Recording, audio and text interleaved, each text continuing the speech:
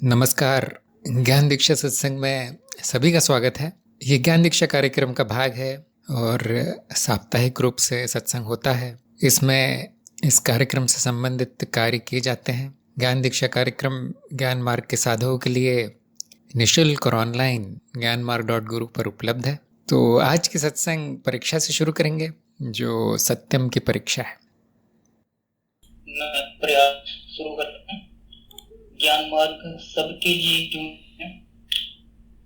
ज्ञान मार्ग के लिए कुछ गुण हैं, जैसे तीक्ष्ण बुद्धि, विवेक आदि, जो सर में बुनियादी है ज्ञान मार्ग की। दूसरे मार्ग के अन्य गुण होते हैं, पर ज्ञान मार्ग में ये कुछ विशेष गुण हैं जो साधक में जरूर होने चाहिए, जिससे वो ज्ञान मार्ग प्रगति कर या ज्ञान प्राप्त कर सके।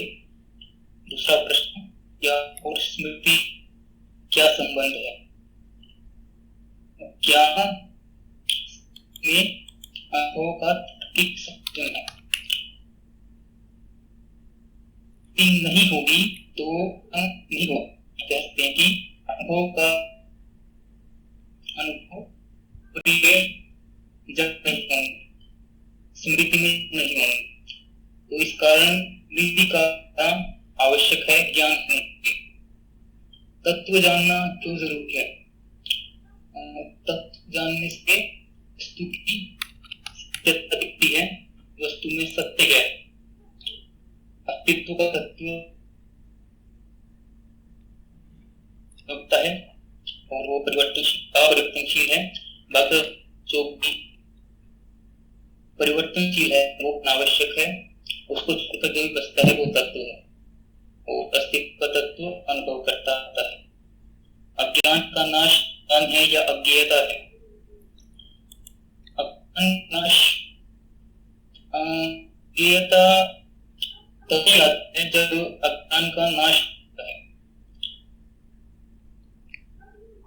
कि जब जाना जा रहा है कि जाने को कुछ से अज्ञेयता है और तब अज्ञान नहीं बचता है, क्योंकि फिर ज्ञान आने की संभावना भी नहीं रहती। तो अज्ञान का नाश ही ज्ञान है और अज्ञेयता वो स्थिति है जहाँ पर दोबारा ज्ञान नहीं आ सकता। भावना की क्या विशेषता है?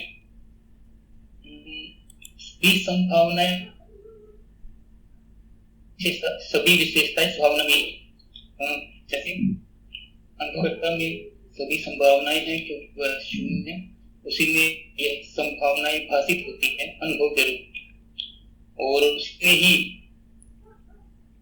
संभावना पर सभी विशेषताएं आरोपित करने लगी।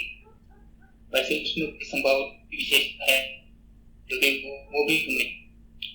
मेरा अनुभव करता ही असली अनुभव करता है, इसकी क्या परीक्षा है? मेरा अनुभव नहीं होता है, एक ही वो करता है, वही है, सब कुछ वही है, वही अस्तित्व है और यह स्वयं प्रकाशित है। इसको प्रूव करने के लिए कुछ करना पड़ता, आसानी से देख जा सकता है। जब मैं साक्षी हूँ, यह ज्ञान होता है। तुम ज्ञान मेरे होने का अंत है, सही गलत? मैं क्या हूँ या मेरा तत्व क्या है, असल में मैं क्या हूँ? तो आत्मज्ञान मेरे होने का अंत नहीं है। आत्मज्ञान में ही पता चलता है कि मैं क्या हूँ। मैं कुछ और बना हुआ था, और आत्मज्ञान में पता चलता है कि मैं क्या हूँ। तो ये मेरे होने का अंत नहीं है। यहाँ जाना जाता है कि मैं सच में क्या हूँ। साक्षी भाव के क्या लाभ है? साक्षी भाव के लाभ है, इससे साक्षी भाव से चित्त की बाकी सारी वृत्तियां नियंत्रित हो सकती है और इससे आनंद आता है, शांति आती है और ज्ञान प्रबल होता है। अनुभव अनंत है, फिर सीमित क्यों प्रतीत होते हैं? अनुभव अनंत ही हैं, सीमित इंद्रियों द्वारा किए जाते हैं। इंद्रियां उन्हें सीमित करके मस्तिष्क या जो भी मनस्पटल तक पहुंचाती है, वहाँ उस अनुभव का जो अनंत है कुछ सीमित रूप ही पहुंच पाता है, क्योंकि इंद्रियों की क्षमता इतनी है। अनुभव अनंत ही है, सीमित प्रतीत होते हैं क्योंकि इंद्रियां उन्हें सीमित करती हैं, जो कि जीवन के लिए अति आवश्यक है। विचार और मनन में क्या फर्क है? विचार स्मृति का चलायमान रूप कह सकते हैं। मनन किसी दिशा में होता है। विचार कहीं से भी आ सकते हैं, कोई भी कभी भी कुछ भी हो सकता है, पर मनन एक विषय को लेकर, एक शंका को लेकर, एक प्रश्न को लेकर होता है। और मनन हमारी साधना में दूसरा चरण है, जो ज्ञान को प्रमाणित करने के लिए आवश्यक है और ज्ञान मार्ग में अति उपयोगी है। तो मेरे उत्तर का प्रयास समाप्त हुआ गुरुजी, आप समीक्षा दे सकते हैं। धन्यवाद। आपका प्रयास अति उत्तम रहा, बहुत अच्छा। और आपको मिलते हैं 10 में से 8 अंक। और 8 अंक लाना बहुत कठिन होता है, आप लोग जानते होंगे परीक्षा में। तो आप में बहुत अच्छी संभावना दिख रही है, आपका कोई भी उत्तर गलत नहीं आया। कुछ प्रश्नों में पूर्णता के अंक कटे हैं आधे आधे, बाकी उत्तर तो कोई भी गलत नहीं आया। तो मतलब ज्ञान अच्छा है, आप चरण 4 के प्रयोग कर सकते हैं। प्रश्नों पे अधिक चर्चा होगी नहीं, क्योंकि सब उत्तर आ गए हैं। एक आध में मैं थोड़ा जोड़ूंगा बाद में। तब तक यदि सत्संग में जो हैं साधक, उनके कोई प्रश्न हो तो लिख कर भेज सकते हैं। उसके बाद हम सत्यम के प्रश्नों पर थोड़ी बहुत चर्चा करेंगे, 5-1 मिनट, ज़्यादा नहीं, समय बचा तो। एक प्रश्न आया है अनागामी का, वहीं से शुरू करते हैं प्रश्नोत्तर। ज्ञान मार्ग के अनुसार जानने और अनुभव करने का अर्थ क्या है? जानने के लिए संस्कृत शब्द ज्ञान है, ज्ञान का ही जान हो गया है हिंदी में। और ज्ञान और अनुभव बहुत फर्क है। कैसे? ज्ञान की परिभाषा ध्यान दीजिए। स्मृति में अनुभवों का संयोजन ज्ञान है। तो अनुभव प्राथमिक है, अनुभव मूलभूत है, अस्तित्व ही अनुभव है, प्रकट रूप। और वो हो रहा है, क्या है, कब है, क्यों है, वो सब आप जानते होंगे, वो सब अज्ञेय है। और ऐसा प्रतीत होता है कि वो स्मृति में छप जाता है। अब अगर वो केवल छपता ही नहीं, अनुभव, वहाँ संस्कार ही नहीं बनते उसके, उसमें संबंध भी बनते हैं। ये अनुभव ऐसा है, वो अनुभव ऐसा है, ये इसके कारण है, वो उसके कारण है, ये इसने किया, ये उसने किया। ये ज्ञान वृत्ति कहलाती है। चित्त में ये वृत्ति है, जैसे बाकी वृत्तियां हैं, ये भी एक वृत्ति है। ज्ञान वृत्ति अनुभव में संबंध जोड़ती है। और जब ये ढांचा तैयार होता है स्मृति में, उसको ज्ञान दीक्षा कार्यक्रम के अनुसार ज्ञान कहा गया है। ये ज्ञान की परिभाषा है। अनुभव बिना ज्ञान के भी छपते हैं, जैसा कि आप लोग जानते होंगे, भुला दिए जाते हैं। फिर कभी कभी कोई संबंध नहीं बनते, और कभी कभी अतार्किक संबंध बनते हैं जो कि अर्थहीन होते हैं। वो अज्ञान है। उसको अज्ञान या अविद्या कहेंगे, विक्षेप कहेंगे। अलग अलग दर्शनों में अलग अलग अज्ञान के अलग अलग नाम है। तो अब आप जान सकते हैं कि अनुभव और ज्ञान में जो फर्क है वही जानने और अनुभव करने में है। जैसे ही अनुभव होता है, अगर स्मृति है तो जान लिया जाता है कि वो हुआ है। और इसीलिए कई गुरु या कई दर्शन ज्ञान और अनुभव में ज्यादा भेद नहीं करते, क्योंकि ऐसा अनुभव कभी देखा नहीं गया जो जिसका ज्ञान भी नहीं हुआ, जो स्मृति में नहीं छपा, वो संभव नहीं है। तो कभी कभी ज्ञान होना, अनुभव होना एक मान लिया जाता है, खासतौर से उनके द्वारा जो ज्ञान मार्ग पर नहीं है, या उनके मार्ग में ऐसा भेद करने की जरूरत नहीं है, मूलभूत क्या है जानने की जरूरत नहीं है। वो कह देते हैं हाँ ज्ञान हो रहा है मुझे सब। नए लोगों के लिए ये जानना शब्द प्रयोग किया जाता है कि देखिए ये मेरे सामने क्या है, ये जाना जा रहा है, मैं क्या बोल रहा हूँ ये जाना जा रहा है। ये सब जितना अज्ञान होगा या जितना नया साधक होगा, ये ज्ञान मार्ग से जितनी दूरी होगी उस मार्ग की, उतना साधारण शब्द प्रयोग किया जाएगा। जैसे जैसे आप ज्ञान मार्ग की बारीकियां पकड़ेंगे, आप देखेंगे कि ये शब्द अब जो आम जनता उपयोग करती है वो इतना ठीक नहीं है, इतना सटीक नहीं है। तो उसके बाद जानने को हम हटा देते हैं और ज्ञान प्रयोग करते हैं, और जहाँ ज्ञान की ज़रूरत है वहीं ज्ञान प्रयोग करेंगे जो स्मृति से संबंधित है, और जहाँ अनुभव की ज़रूरत है वहाँ अनुभव प्रयोग करेंगे। और अद्वैत वेदांत में अनुभव भी नहीं कहा गया है, अद्वैत वेदांत परंपरा में अनुभूति कहा गया है, अनुभूति। जैसे हम तंत्र में जाते हैं, ना अनुभव है ना अनुभूति है, अब संवेदना है, संवेदना कहेंगे उसको। तो अलग अलग मार्गों में जो हो रहा है प्रकट जो है उसके अलग अलग नाम है। इस बारे में सबको ध्यान रखना चाहिए। जिस मार्ग में आप हैं, जिस गुरु से आप बात कर रहे हैं, जिससे सीख रहे हैं, वही शब्द प्रयोग करें और कुछ नहीं, तो ज्ञान होगा।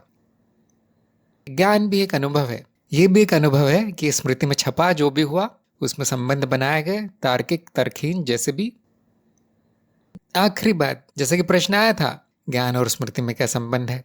स्मृति के बिना ज्ञान नहीं होता, लेकिन स्मृति के बिना अनुभव हो सकता है, परंतु वो अर्थहीन होगा। अर्थहीन होगा, उसको कोई कहेगा नहीं कि मैं जानता हूँ क्या हो रहा है, वो जाना नहीं जाएगा क्या हो रहा है। और क्योंकि स्मृति मिथ्या है, स्मृति माया है, स्मृति सपने का भाग है, स्मृति झूठ है, परिकल्पना है, इसलिए उसमें जो भी जमा है जिसको ज्ञान कहा जा रहा है वो सब अज्ञान ही है, वो सब झूठ ही है, वो सब मिथ्या ही है। इसलिए ज्ञान होता नहीं है, सच में नहीं होता। केवल शुद्धि होती है स्मृति की, उसी को ज्ञान कहते हैं। और जब वो पूरा शुद्ध हो जाए और उसमें कोई संभावना न बचे अज्ञान आने की, उस अवस्था को अज्ञेयता कहते हैं। ये भी प्रश्न आया था, अज्ञान ज्ञान का नाश है या अज्ञेयता है? दोनों है ना? तो मुझे आशा है अनागामी का उत्तर आ गया होगा आपके प्रश्न का। ज्ञान क्या है ये जानना ज्ञान मार्ग में पहली सीढ़ी है, पहली चीज है जो मैं लेने जा रहा हूँ। वो है क्या, उसकी परिभाषा क्या है? और अब आप देखेंगे हर शास्त्र में थोड़ी थोड़ी अलग है, सब में थोड़ा थोड़ा फर्क है, हर गुरु में थोड़ी सी भिन्नता है। तो इसीलिए आप जिस मार्ग में हैं, जिस परंपरा में, जिस गुरु से सीख रहे हैं, वो परिभाषा लेके चलना है। और वो आप जानते केवल शुरुआत है, अंत में वो सब रहता नहीं, साफ हो जाएगा वो सब। कहीं से भी शुरू करें आप, किसी भी परिभाषा से, अंत में साफ ही होना है, उसे शुद्ध ही होना है, कुछ रह नहीं जाता। होना मात्र वही ज्ञान मार्ग का अंतिम पड़ाव है, होना मात्र, और इसके बाद कुछ नहीं है, ये अंतिम है। आध्यात्मिकता का अंत है, यहाँ ज्ञान का अंत है। इसलिए ज्ञान की परिभाषा जरूरी है, सटीक शब्दों का प्रयोग जरूरी है। शालिनी का प्रश्न है, प्रलय किसको कहा गया है? क्या प्रलय में केवल चित्त की कोई एक अवस्था का प्रलय होता है, या तीनों अवस्थाएं शून्यता में विलीन हो जाती है? क्या तर्क द्वारा कहा जा सकता है कि वहां अस्तित्व तत्व रूप में रह जाता है? क्या इसकी तुलना निर्विकल्प समाधि से की जा सकती है? क्योंकि ऐसा देखा गया कि कुछ संत ब्रह्मलीन हो जाते हैं, क्योंकि इसका डर कुछ धर्मों में बनाया हुआ है। हाँ, अच्छा प्रश्न है आपका। तो मूल से शुरू करते हैं, मूल ज्ञान से, कि न प्रलय है, न चित्त है, न चित्त की अवस्था है। ये मूल ज्ञान है, ध्यान दीजिए, ये सत्य है। सत्य में इतना ही कहा जाएगा। फिर ये सब क्या है, ये नाम कहाँ से आए? चित्त, प्रलय, विलय, समाधि, ब्रह्मलीन, ये सब नाम आए कहाँ से? फिर ये धारणाएं हैं, ये धारणा है। अलग अलग मार्गों में मान्यता है, अलग अलग मार्गों में धारणाएं हैं, अलग अलग शास्त्रों में वर्णित है। तो इसलिए ये ध्यान में रख के चलिए कि हम माया की किसी घटना की बात कर रहे हैं हम, क्योंकि ऐसा सच में कुछ होगा नहीं, कभी नहीं होगा। अस्तित्व समयहीन है, अनंत है, अखंड है, और संभावना मात्र है। कभी कभी कोई संभावना प्रकट हो जाती है अजीब सी, लेकिन अर्थहीन है ये कहना। तो व्यवहारिकता में या माया के संदर्भ में बोल सकते हैं कि एक घटना अस्तित्व में प्रलय की है। प्रलय में लय शब्द आता है। लय का अर्थ है समाप्त हो जाना, विलीन हो जाना। इसका अर्थ नष्ट हो जाना नहीं है। थोड़ी देर के लिए सपना बदल सा जाता है, क्योंकि सब कुछ जा चुका है, सब कुछ लय हो गया है। उसको जानने वाला कोई बचता नहीं है। ध्यान दीजिए, उसका ज्ञान नहीं हो पाता, क्योंकि वो स्मृति सहित चित्त सब कुछ विलीन हो जाता है। किसने देखा है ये? क्योंकि ज्ञान नहीं होता, तो किसी ने नहीं देखा, कोई बता नहीं सकता, इसलिए कोई प्रमाण नहीं दिया जा सकता। तर्क के द्वारा बताया जा सकता है कि यह अवस्था भी आएगी, क्योंकि संपूर्ण अनुभव या संपूर्ण चित्त नाद आधारित है। नाद भी परिकल्पना है, आप लोग जानते हैं। ये सब सच नहीं मानना है बातों को।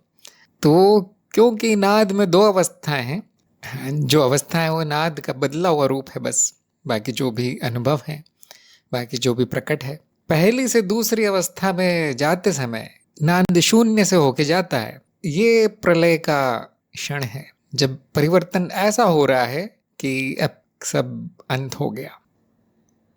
क्योंकि माया चक्रीय है, नाद चक्रीय होने के कारण, इसीलिए उसमें जो भी प्रकट होता है चक्र में प्रकट होता है। कम से कम हमारे स्मृति क्षेत्र में ऐसा होता है। हमारे कहने का मतलब है कि जहाँ मनुष्य पाया जाता है, जहाँ ये महाचित्त पाया जाता है, जिसको आप लोग ब्रह्मांड कहते हैं, भौतिक जगत आदि, या बाकी लोग भी उसमें आ जाते हैं, तो यहाँ पे माया को चक्रीय देखा गया है। और इस चक्र में की शुरुआत है और उसका अंत है।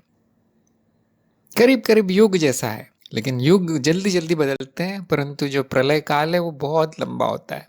उसका शास्त्रों में मिलेगा, देखिए वर्णन। मुझे इतना ज्ञान है नहीं, क्योंकि मूल ज्ञान से संबंधित नहीं है ये। शास्त्रों में ब्रह्म का दिन और ब्रह्म की रात इस प्रकार के वर्णन आते हैं। तो वो बीच का समय जो है, जहाँ कुछ नहीं रहता, उसको प्रलय कह सकते हैं। कुछ ऐसी शक्तियों की कल्पना की गई है जो प्रलय के बाद भी जारी रहती है, जिसके कारण हम लोग जानते हैं कि प्रलय है, जिसके कारण ये ज्ञान प्राप्त हुआ लोगों को कि प्रलय होता है। वो बहुत बड़ी शक्ति होगी या किसी दूसरे स्मृति क्षेत्र की होगी। हम इसी स्मृति क्षेत्र में हैं तो बता नहीं पाएंगे, क्योंकि वो लय हो जाएगा, सारा नष्ट हो जाएगा। आम भाषा में कह सकते नाश हो जाता है सारा। तो एक महाप्रलय है जो सबसे बड़ा प्रलय है, जहाँ पे संपूर्ण स्मृति क्षेत्र समाप्त होता है, संभावना रूप में आ जाता है, वो फिर शुरू होता है। लेकिन महाप्रलय से महाप्रलय के बीच में कई छोटे प्रलय आते हैं। छोटे प्रलयों के बीच में युग बदलते हैं, युगों के अंदर छोटे छोटे युग होते हैं। ये सब किताबों में लिखा है, देखिए। मुझसे प्रमाण मांगना अर्थहीन होगा, मुझ मेरे पास कोई प्रमाण नहीं है, न मैंने देखा है। मनुष्य क्या देख पाएगा, 100 साल का भी उसका जीवन नहीं होता। लेकिन तर्क से जाना जा सकता है, विज्ञान से जाना जा सकता है, ऐसा होता है। और अगर आपके लिए उपयोगी हो धारणा तो उपयोग कर लीजिए। मैं शालिनी को बोलता हूँ, प्रलय से पहले अपने काम निपटा लीजिए। लेकिन मनुष्य बहुत छोटा है, देखिए, उसके सामने ये सब होगा नहीं कभी। अब बात आ जाती है समाधि की। तो समाधि का प्रलय से ज्यादा संबंध नहीं है, न ब्रह्मलीनता का संबंध है। क्योंकि आप जानते हैं कि ब्रह्मलीनता या विलीनता अभी भी है, अभी भी कुछ हो नहीं रहा है। क्या अस्तित्व तत्वरूप में रह जाता है? अभी भी तत्वरूप में ही है अस्तित्व, कभी तत्वरूप छूटता नहीं है उसका। क्या उसमें कुछ होना बंद हो जाएगा? कुछ भी हो सकता है माया में, प्रतीत होगा, वो कभी बंद नहीं होगा, क्योंकि शुरू नहीं होता। समयहीन है अस्तित्व, तो अर्थहीन है ये कहना। फिर भी माया में 2-3 कदम नीचे उतर गया, अभी परिकल्पना बना सकते हैं, उसमें कोई बुराई नहीं है परिकल्पना बनाने में। परंतु दिखेगा नहीं कभी, उसका अनुभव नहीं होगा, उसका ज्ञान नहीं होगा, परिकल्पना ही रह जाएगी वो।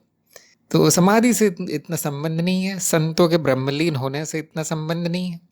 एक जीव स्मृति, एक कारण शरीर वापस बिखर गया, स्मृति में जाके बीज रूप में आ गया। अस्तित्व कुछ फर्क नहीं पड़ता, कुछ नहीं होता उसका। सारी लीला चलती रहती है, सारा प्रपंच जारी रहता है। उस प्रपंच में 1-2 घटना होती है इस प्रकार की। तो अस्तित्व की दृष्टि से सब कुछ हो सकता है, मनुष्य की दृष्टि से कभी जाना नहीं जाएगा। ये सब कुछ बड़ी शक्तियां हैं जो ये जानती होंगी, हमारे लिए वो कल्पना ही है ऐसी चीजें। क्योंकि कुछ भी हो सकता है, तो ये भी हो सकता है ना। ध्यान रखिए, माया है, माया है। और अब माया के बारे में हर चीज जान भी जाएंगे तो भी जैसे ही आप अंतिम छोर तक पहुंचेंगे कि हाँ, यहाँ माया का ज्ञान समाप्त हो गया, आप देखेंगे वहाँ करोड़ों मायाएं और खड़ी हैं जानने के लिए। वहाँ प्रलय जैसी 10 करोड़ घटनाएं और हैं बताने के लिए। वहाँ 20 करोड़ समाधियां और ब्रह्मलीन और ये सब धारणाएं और हैं। क्या करेंगे आप? क्या करेंगे? मैं तो कुछ नहीं कर पाता, देखिए। तो मनुष्य के लिए अभी उपयोगी इतना ही है कि उसकी प्रगति के लिए, उसकी साधना के लिए जितना उपयोगी है उतना जान लिया जाए प्रमाण सहित। बाकी कहने को बहुत कुछ है, वो ना हमारे लिए उपयोगी है, ना वो सच है, झूठ है, बता नहीं पाएंगे हम। और उसमें खतरा ये है कि आप उसको सच मान के कुछ अजीबोगरीब कर्म करते रहेंगे। प्रलय होने वाला है, प्रलय होने वाला है, भाग जाओ घर से। हर साल लोग बोलते हैं कि प्रलय होने वाला है, कभी होता नहीं है। न इन धारणाओं से डरना चाहिए, न इन पे कर्म करना चाहिए। मनोरंजन की दृष्टि से बहुत अच्छा है। माया की ओर संकेत है कि माया में क्या हो सकता है, ये बताने का प्रयास है शास्त्रों द्वारा। जिन्होंने भी शास्त्र लिखे हैं वो यही सोच के लिखे हैं कि लोगों को कुछ पता चले क्या हो सकता है। यहाँ पर विज्ञान है। मनुष्य के कम से कम अभी इस समय किसी काम का नहीं है। आपके काम का क्या है? ये चित्त के नियम, चित्त की परतें, प्रकृति कैसे होती है, सत्य क्या है, असत्य क्या है, मैं क्या हूँ, ये बड़े काम की चीजें हैं। बाकी आपको छोड़ देना है। दिवाकर ने पूछा है कि आभासित द्वैत में अन्य नाद रचनाओं के साथ कारण शरीर के संस्कार युक्त नाद रचनाओं के संयोजन से विभिन्न प्रकार की वृत्तियां उत्पन्न होती है। क्या ये सही कथन है? क्या सभी प्रजातियां कारण शरीर के संस्कारों का परिणाम है? उदाहरण के लिए फल फूल आदि। आपका मनन थोड़ा सा कठिन है कि क्या कारण शरीर के संस्कार जो नाद रचना के रूप में हैं, क्या उनके संयोजन से विभिन्न प्रकार की वृत्तियां उत्पन्न होती है? कारण शरीर में जो नाद रचनाएं हैं, जो स्मृति है, वो कुछ संयोजित नहीं करती। कम से कम इतना मान्य है, वो संयोजित नहीं करती, वो संपर्क करती है जो संयोजित हुआ है महाचित्त में, जो बाकी नाद रचनाओं द्वारा संयोजित हुआ है। जैसा कि आप उदाहरण ले सकते हैं, मनुष्य का एक उदाहरण ले सकते हैं कि कारण शरीर मनुष्य का रूप नहीं धरता। मनुष्य का कारण शरीर कम से कम, क्योंकि कारण शरीर बहुत बड़ी धारणा है, मतलब संपूर्ण सृष्टि का भी कारण शरीर हो सकता है, संपूर्ण ब्रह्मांड का भी कारण शरीर हो सकता है। तो जब हम मनुष्य से संबंधित जो स्मृति है, कारण स्मृति, उसकी बात करते हैं, तो वो स्मृति शरीर की रचना नहीं करती। शरीर की रचना दूसरे शरीर करते हैं। आप जानते होंगे माँ बाप जरूरी हैं, तो वो प्रकट होता है महाकारण शरीर से या इस महाचित्त से संयोजित होता है, और वो कारण शरीर का संपर्क होता है उससे। ये एक प्रकार का सिद्धांत है, आप बोल सकते हैं, एक प्रकार की धारणा है, परिकल्पना है, वैज्ञानिक परिकल्पना, जिसके बारे में मैंने जन्म की माया, ऐसा कोई वीडियो है, जन्म की माया की श्रृंखला में बताया, और कारण शरीर के कई वीडियो उसमें मैंने बताया कि कारण शरीर कभी रूप बदल कर मनुष्य नहीं हो जाएगा। थोड़ा सा अजीब लगता है कहना, परंतु वो जो रूप प्रकट हुआ है उसके साथ वो संपर्क होता है, एक प्रकार का कर्म बंधन होता है, मान लीजिए मानसिक बंधन है, मानसिक संपर्क है। और वो यहाँ पर जो भी इस मनुष्य शरीर के द्वारा जो भी अनुभव प्राप्त हो रहे हैं, स्मृतियां बन रही हैं, वो कारण शरीर में जाके जहाँ उसका संपर्क है वहाँ छपती रहती हैं। तो एक कारण शरीर का संपर्क 2-4 जीवों से भी हो सकता है, 2-4 मनोशरीर यंत्रों से भी हो सकता है। तो जो आपने लिखा है उसको आप शुरुआती वाक्य मान सकते हैं कि हाँ, कारण शरीर जन्म लेता है। कभी कभी ऐसा बोल दिया जाता है, बहुत गलत है ये बोलना इतना सटीक नहीं है, लेकिन जैसा कि हमने अभी बताया कि नए साधकों के लिए कुछ और वाक्य प्रयोग होंगे, कुछ और शब्द प्रयोग होंगे। साधक जैसे जैसे प्रगति करेगा वो सटीकता बढ़ती जाएगी, नए रहस्य खुलते जाएंगे। तो कारण शरीर की माया बड़ी जटिल है, और मैं जहाँ तक पहुँचा हूँ वहाँ पे यही जाना गया है कि वो कारण शरीर स्मृति वैसी की वैसी रहती है। हाँ, वो परिवर्तनशील है, परंतु कई युगों तक रहती है। वो जो भी रूप प्रकट हो रहे हैं उससे संबंध बनते रहते हैं। उसके किस प्रकार के संबंध बनेगा, किससे बनेगा, संकर्षण का नियम बताता है, कर्म बंधन का नियम बताता है, आदि आदि कर्मों से बंधा है कारण शरीर। तो मनुष्य जीवन अंत करने का तरीका क्या है फिर? कारण शरीर को कैसे बताएं कि अब जन्म मत लेना वो संभव नहीं है, मनुष्य के लिए संभव नहीं है वो, है ना, मनुष्य यंत्र है छोटा सा।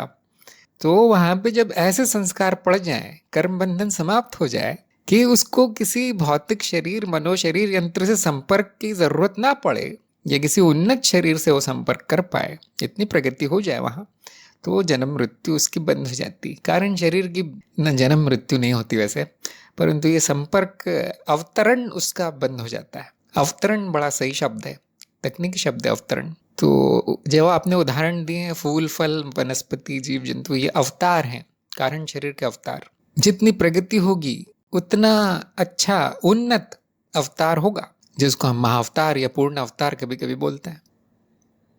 मुझे लगता है दिवाकर का इसका उत्तर नहीं मिला होगा, लेकिन आपका शुरुआती बनन अच्छा है, परंतु आपको काफ़ी वर्ष लग जाएंगे कारण शरीर की माया समझने में, क्योंकि बड़े जटिल विज्ञान है। जटिल विज्ञान है, बिना प्रमाण के आप सीधे वीडियो देख के या किताबें पढ़ के जान सकते बिना प्रमाण के, परंतु प्रमाण लेने के लिए आपको तंत्र साधना ज़रूरी है, विज्ञान की साधना ज़रूरी है, जिसमें कई जीवन लग सकते हैं कारण शरीर को जानने में। तो मैंने शुरुआत करने के लिए आपको मतलब आधा कदम आगे बढ़ा दिया है, जारी रखिए। हाँ, ये मेरा उत्तर पूर्ण नहीं है वैसे, लेकिन सत्संग में इतना ही बताया जा सकता है कि वो ज्ञान मार्ग के बाहर की बात है, इसलिए मैं ज़्यादा बताना भी नहीं चाहता। हाँ, वह दिवाकर को सुझाव देना चाहता हूँ कि नाद विज्ञान की श्रृंखला देखिए और माया की श्रृंखला देखिए, और कारण शरीर से संबंधित ज्ञान रतन में जितने भी वीडियो हैं, कम से कम 7-8 वीडियो होंगे, वो देखिए। आप थोड़ा और आगे बढ़ेंगे इस क्षेत्र में। निशिगंधा का प्रश्न है कि माया और अज्ञान में क्या कोई भेद है? आवरण माया का और विक्षेप में क्या अंतर है? देखिए, ज्ञान भी माया है, अज्ञान भी माया है, इस प्रकार कोई भेद नहीं रहा ज्ञान और अज्ञान में। आपने लेकिन माया और अज्ञान में भेद पूछा है, तो माया मूलभूत है। देखिए, अज्ञान उसमें होने वाली एक घटना है। माया अर्थात जो प्रकट है, वो मैं ही हूं जो प्रकट है, अस्तित्व का प्रकट रूप माया कहलाएगा। पारंपरिक शब्दावली, हमारी शब्दावली में अनुभव कहलाएगा। तो अज्ञान एक प्रकार का अनुभव है, माया में होने वाली एक छोटी सी घटना है जो ज़्यादा दिन नहीं रहती। मनुष्य के दृष्टिकोण से वो कई जन्मों तक चलती है, क्षणिक है। उसके बाद ज्ञानी ज्ञान है, उसके पहले अबोधता है। जैसे कि आप अज्ञान की परिभाषा से जानते होंगे कि स्मृति में जो अतार्किक संबंध बनते हैं अनुभवों में, वो अज्ञान है। दुख का कारण है, कष्ट का कारण है, प्रगति रुकने का कारण अज्ञान है। वो एक घटना है जो इस माया में दिखती है, इसलिए वो असत्य है, प्रतीत हो रहा है। अज्ञान भी प्रतीत हो रहा है, वैसे ही ज्ञान भी प्रतीत हो रहा है, ज्ञानी भी प्रतीत हो रहा है, अज्ञानी भी प्रतीत हो रहा है, गुरु भी प्रतीत हो रहा है। इसीलिए केवल इसकी शुद्धि हो सकती है, इसीलिए इसमें जो अतार्किक चीज़ें वो हटाई जा सकती है, बाकी सब होता रहेगा। अनंत काल से हो रहा है, अनंत काल तक होगा।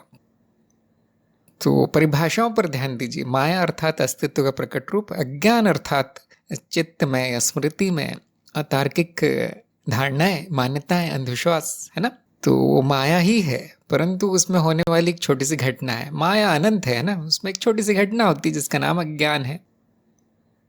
तो माया की कार्यशैली ऐसी है कि जो सत्य है उसको वो ढक लेती है, वो देखने नहीं देती। वो इसको हम कहेंगे आवरण। ये पहली शक्ति उसकी, सत्य देखने नहीं देती। वैसे भी दिखता है नहीं वो, लेकिन वो जानने भी नहीं देती उसको, उसका ज्ञान भी संभव नहीं है माया के प्रभाव से। दूसरी शक्ति है उसकी कि जो दिख रहा है वो उसको बिगाड़ के दिखाती, उसको उस रूप में नहीं दिखाती जिस रूप में वो स्वयं है। असली रूप माया का आप कभी नहीं देख पाएंगे। इसको हम कहते हैं विक्षेप, कभी कभी हम कहते हैं प्रक्षेप। प्रक्षेप का अर्थ है जो प्रकट हो गया है, जो दिख रहा है। अंग्रेजी में हम कहेंगे प्रोजेक्शन, प्रक्षेप। तो ढक लेना, पर्दे के पीछे सब कुछ, क्योंकि माया को कोई जानता है नहीं, है ना। पर्दे के पीछे सब कुछ, और जो सामने है उसको सत्य कह के बताना, वो ऐसा प्रतीत होगा कि सत्य है। ध्यान दीजिए, आप कुछ जानते नहीं, आप क्यों आए यहाँ पे, पिछला कुछ जानते नहीं, अगला कुछ जानते नहीं।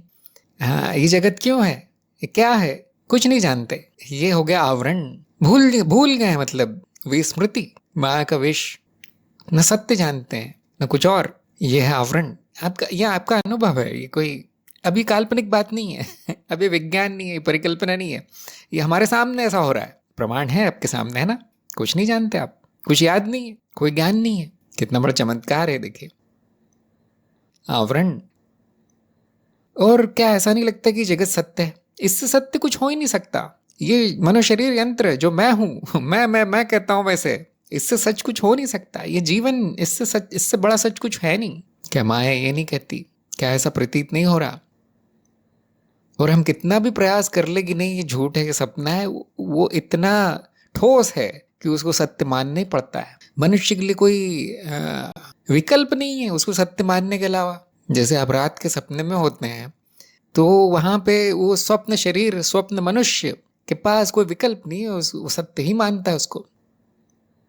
तो जो है उसको सत्य बताना, जो सत्य नहीं है उसको सत्य बताना, विक्षेप टेढ़ा कर देना, उसको मोड़ देना पूरी तरह से, ये है माया की शक्ति। क्योंकि वो इतनी बड़ी शक्ति है और वो मैं स्वयं हूं, इसलिए माया के लिए हमारे मन में बहुत आदर है। मनुष्य बहुत छोटा है उसके सामने, ये मनुष्य स्वयं माया है। माया में होने वाली एक घटना है, छोटी सी, क्षणिक, सूखे पत्ते की तरह है, वो गायब हो जाता है, तो धूल के कण की तरह है। इसलिए माया का हमारे मन में बहुत आदर है, यहाँ तक कि उसको देवी कहा गया है। अंत में वही है एकमात्र, और कुछ है नहीं अस्तित्व में। भले वो ऐसा आवरण विक्षेप रूप में प्रकट हो, लेकिन और कुछ है नहीं अस्तित्व में। ज्ञान होने के बाद, सत्य जानने के बाद ये आवरण हट जाता है, विक्षेप समाप्त होता है, परंतु होता वही रहता है, वही होता रहेगा। माया की कार्यशैली खत्म नहीं हो सकती, वो मनुष्य नहीं कर सकता उसका कुछ, और केवल जान लिया जाता है कि ये आवरण है, ऐसा है, ये विक्षेप है, ऐसा है, ये प्रतीत हो रहा है, ऐसा है, ये सपना है, वो वैसा है, और मनुष्य कुछ नहीं कर सकता। उसका जीवन ठीक वैसा ही चलता रहेगा जानने के बाद भी। बस वो माया थोड़ी सी अच्छी की जा सकती है, थोड़ी सी, ज्यादा नहीं। मैं देखता हूँ आप सब लोग कितना प्रयास कर रहे हैं, कितना संघर्ष कर रहे हैं बेचारे, कि थोड़ा सा ठीक हो जाए, साक्षी भाव कुछ लाभ हो जाए ज्ञान मार्ग से कुछ मिल जाए। मुझे क्या मिलता है आप लोगों को? कुछ भी नहीं। अंत में माया आती है, सिर धड़ से अलग, राख, यही मिलता है। चाहिए किसी को ले लो, खुश रहो, परंतु और कुछ नहीं किया जा सकता। आप थोड़ा सा जान भी लेंगे माया के बारे में, कुछ नहीं होगा, उसे ज्यादा परिणाम नहीं आता उसका।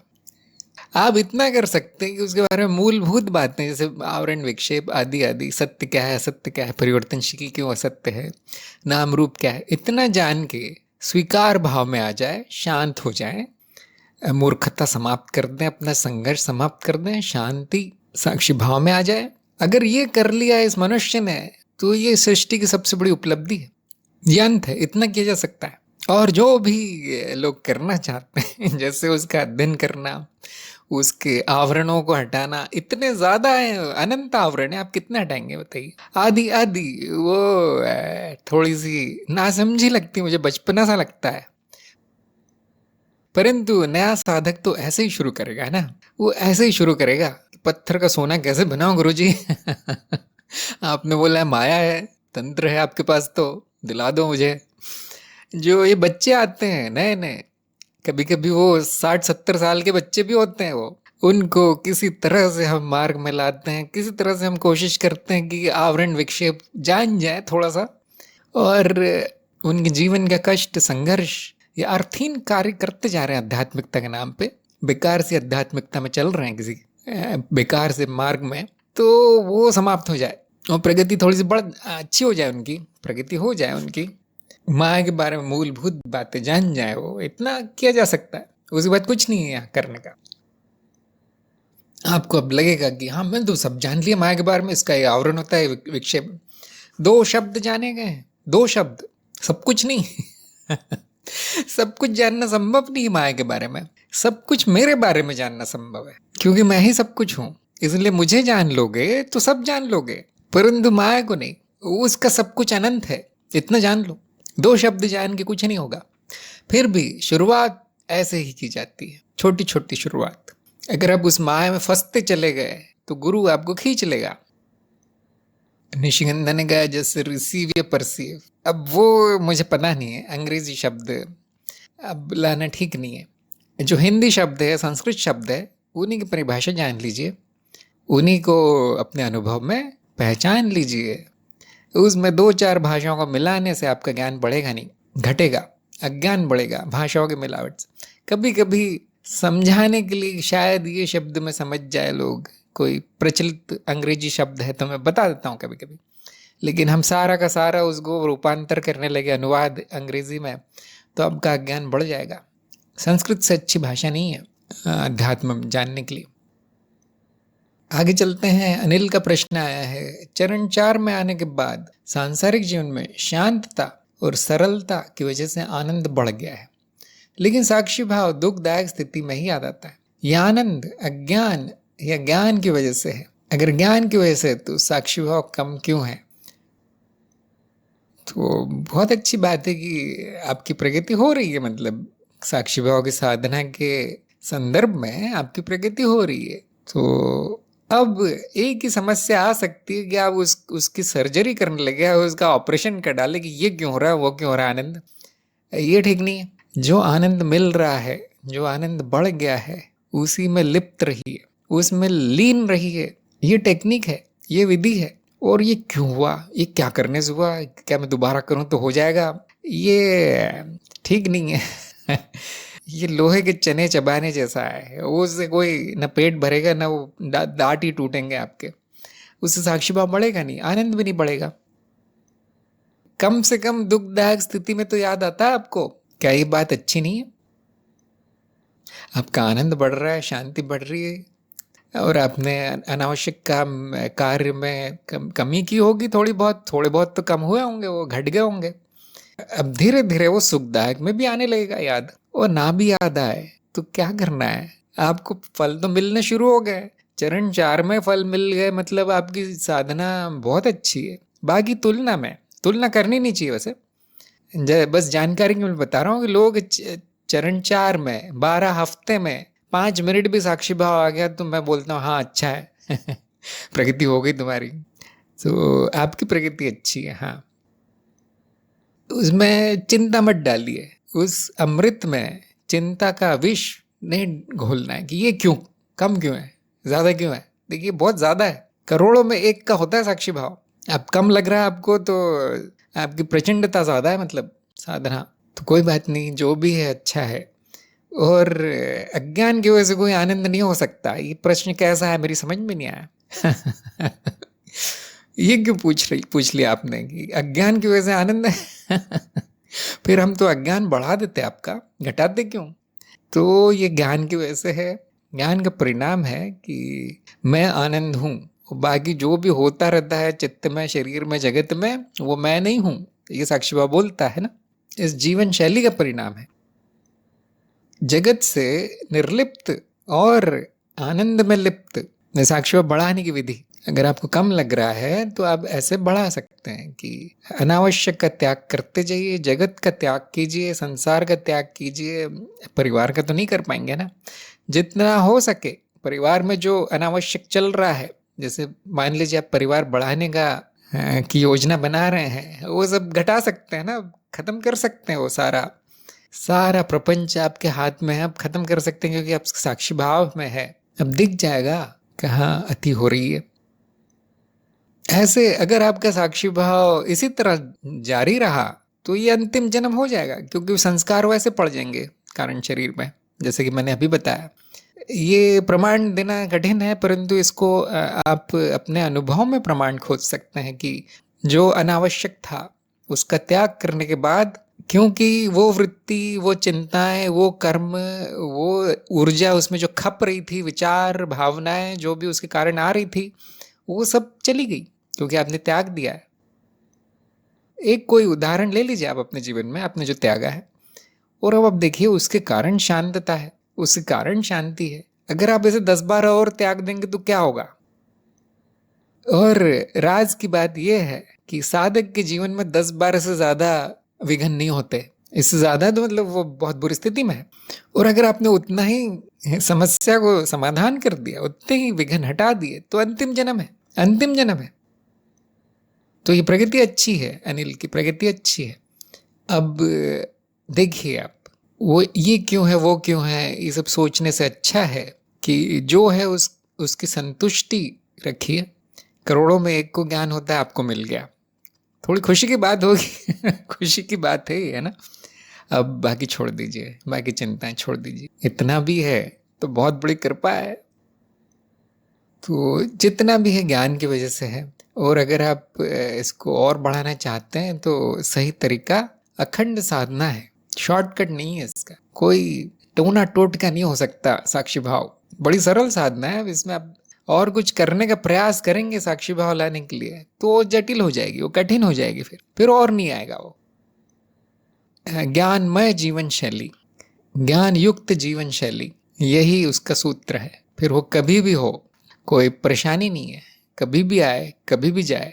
ये ज्ञान युक्त जीवन शैली ऐसे है जैसे तीर चला देना।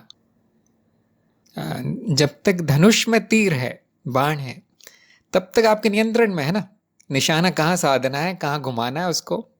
एक बार तीर छूट गया, अब आप उसकी दिशा नहीं बदल सकते। तो ज्ञान युक्त जीवन शैली धनुष की तरह है। हाँ, ये मैंने दिशा दे दी अपने जीवन को, अब वो जो होगा उसका परिणाम अधिक कम, छोटा बड़ा, दुख में सुख में, वो अब हम नहीं कर सकते उसका कुछ, है ना। इसलिए मैं कहता हूँ संकल्प बनाइए, जीवन शैली की बनाइए, शुद्धिकरण कीजिए, बाकी सब परिणाम है उसके। साक्षी भाव भी परिणाम ही है, वो किया नहीं जा सकता, काम नहीं है। निशांत ने कहा है कि अलग अलग परिस्थिति में काम क्रोध जैसी वृत्तियां हावी हो जाती हैं। अक्सर ऐसी स्थिति में साक्षी भाव चला जाता है। अगर मैं खुद से ही खुद को वैसी परिस्थिति में डालकर उन वृत्तियों का साक्षी होने का अभ्यास करूं तो ये सही होगा क्या?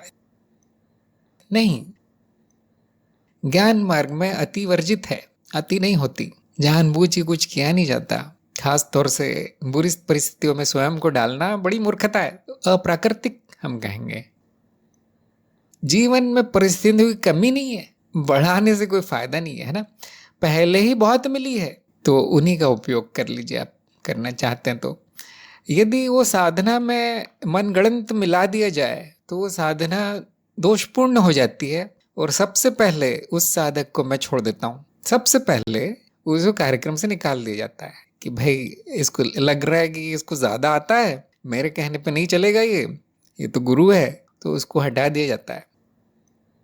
आप करना चाहते हैं तो अपने खतरे पर कर लीजिए, साधना को मोड़ तोड़ना जैसे भी जो भी चाहता है करना, लेकिन मैं नमस्ते कर दूंगा यहाँ से।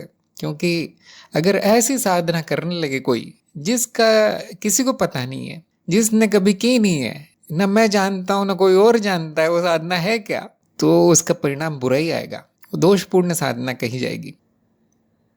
आप इतना कीजिए कि जितना बताया गया है कि साक्षी भाव ऐसे रहना है, आपके रोज का जीवन सरल जीवन जीना है, सात्विक जीवन, उसमें जो साक्षी भाव आ जाता है प्राकृतिक रूप से, ज्ञान के परिणाम से, ज्ञान में रुचि होने से, ज्ञान से प्रेम होने से, साक्षी से प्रेम होने से, वैसा कीजिए। इतना बताया गया है, वो कम से कम कार्यक्रम तक आप निर्देशों पे चलिए, कार्यक्रम के बाद आप जाने, फिर वहाँ मैं नहीं आऊँगा फिर। तो मुझे आशा है कि आप इस पे विचार करेंगे, उसके बाद ही कुछ करेंगे। और ये सबके लिए मेरा सुझाव है कि जितना बताया है आप उसका 50% भी कर ले तो बहुत बड़ी बात है। उसमें जोड़ तोड़ करके कुछ और बना देना साधना को, फिर वो मेरे हाथ में नहीं रह जाता कुछ भी। वैसे मेरे हाथ में क्या है, ऑनलाइन हमारा कार्यक्रम है, मेरे हाथ में रिपोर्ट पढ़ना है आपकी, उससे ज़्यादा मैं नहीं कर सकता कुछ।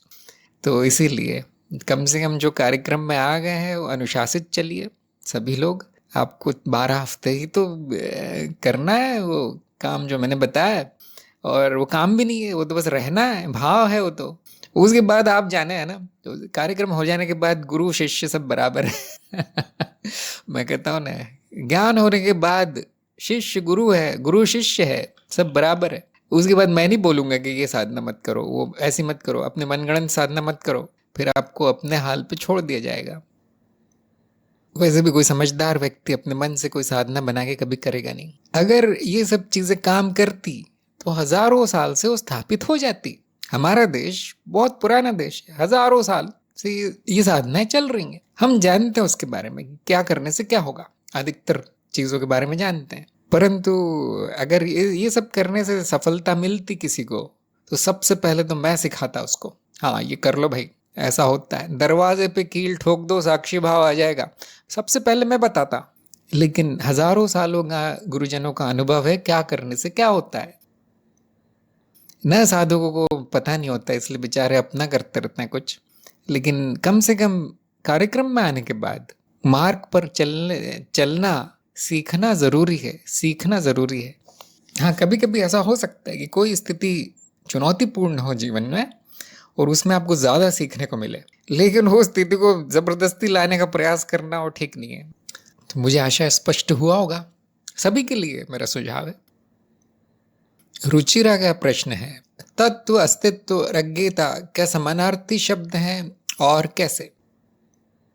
हमारे कार्यक्रम में तीनों की परिभाषाएं अलग अलग है, लेकिन वो संकेत एक ही की तरफ करती है, एक संपूर्णता की तरफ।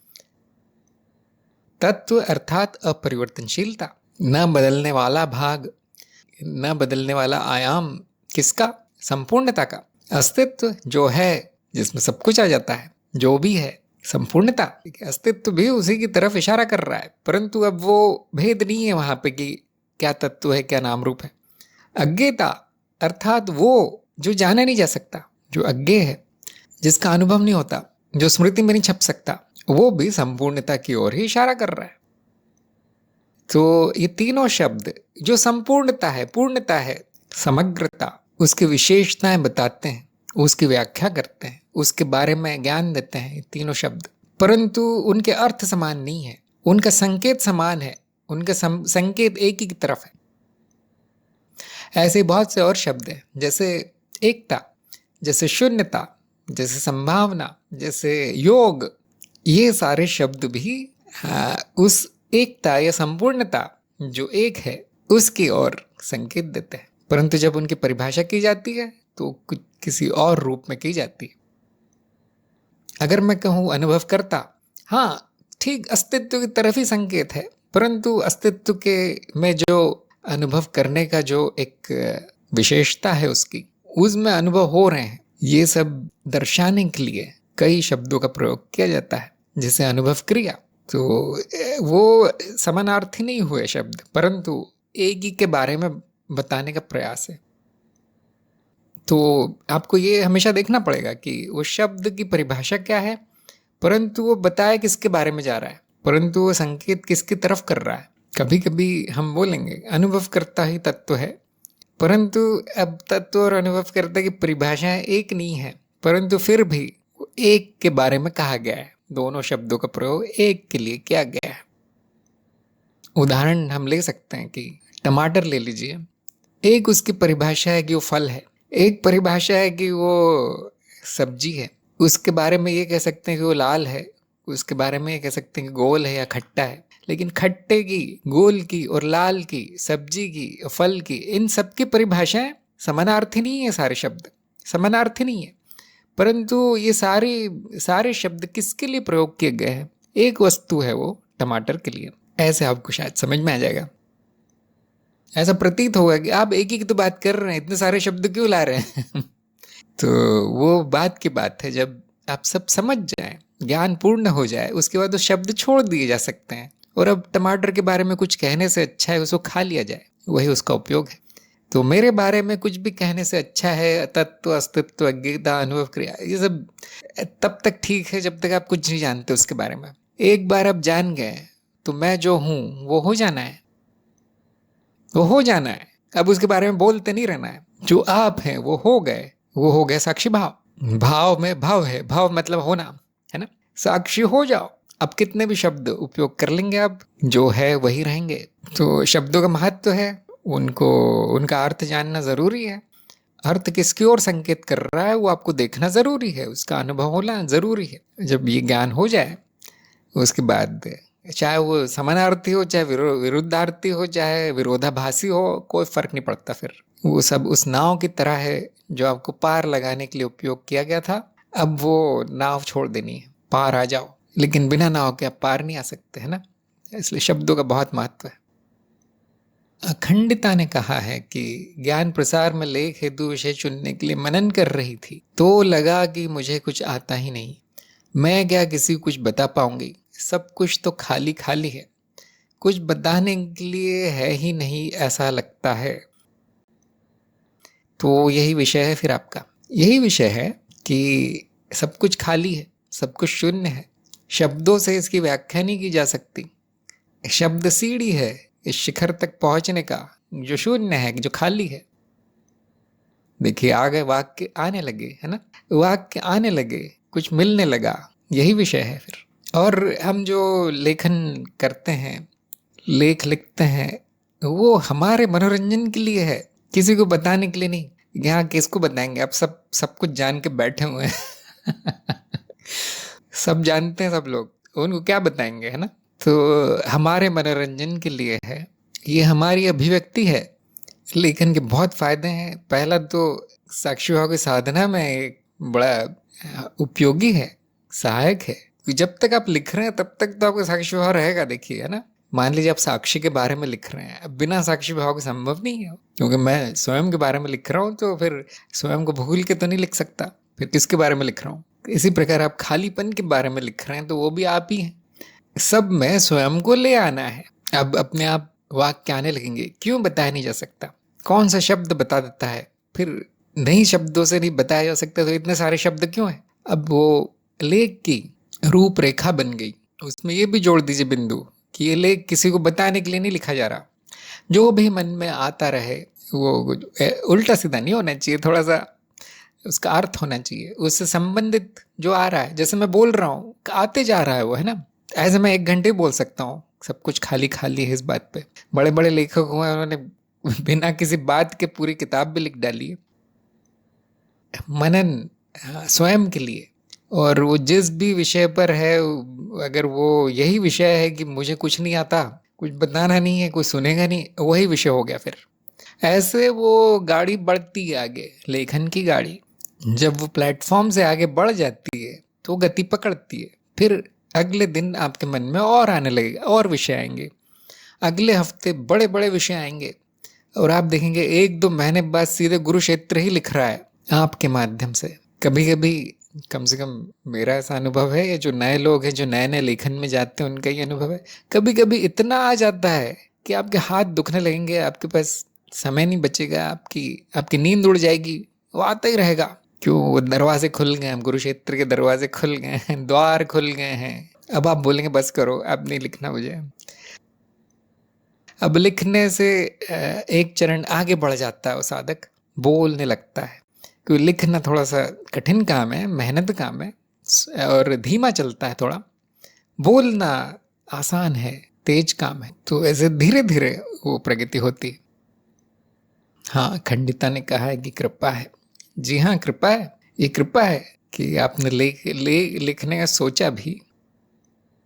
प्रियम ने कहा है कि ऐसा कहना कि मन को भी पता चल रहा है और आत्मा को भी, यह तो हो नहीं सकता, यह अज्ञान है, ऐसा मुझे लगता है। क्योंकि पता सिर्फ आत्मा को चल रहा है, पर आत्मा और मन दोनों को कैसे पता चल रहा है, मन का क्या रोल है इसमें।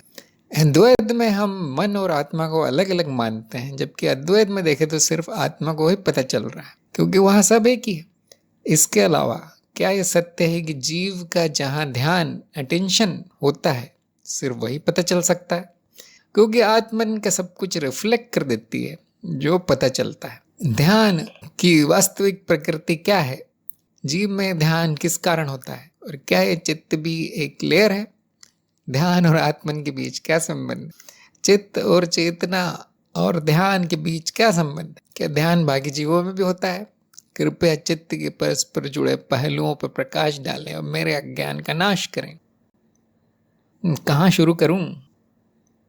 पहली बात तो आपकी भाषा की मिलावट बड़ी जबरदस्त है, यहाँ पता चल रहा है कि मिलावट है।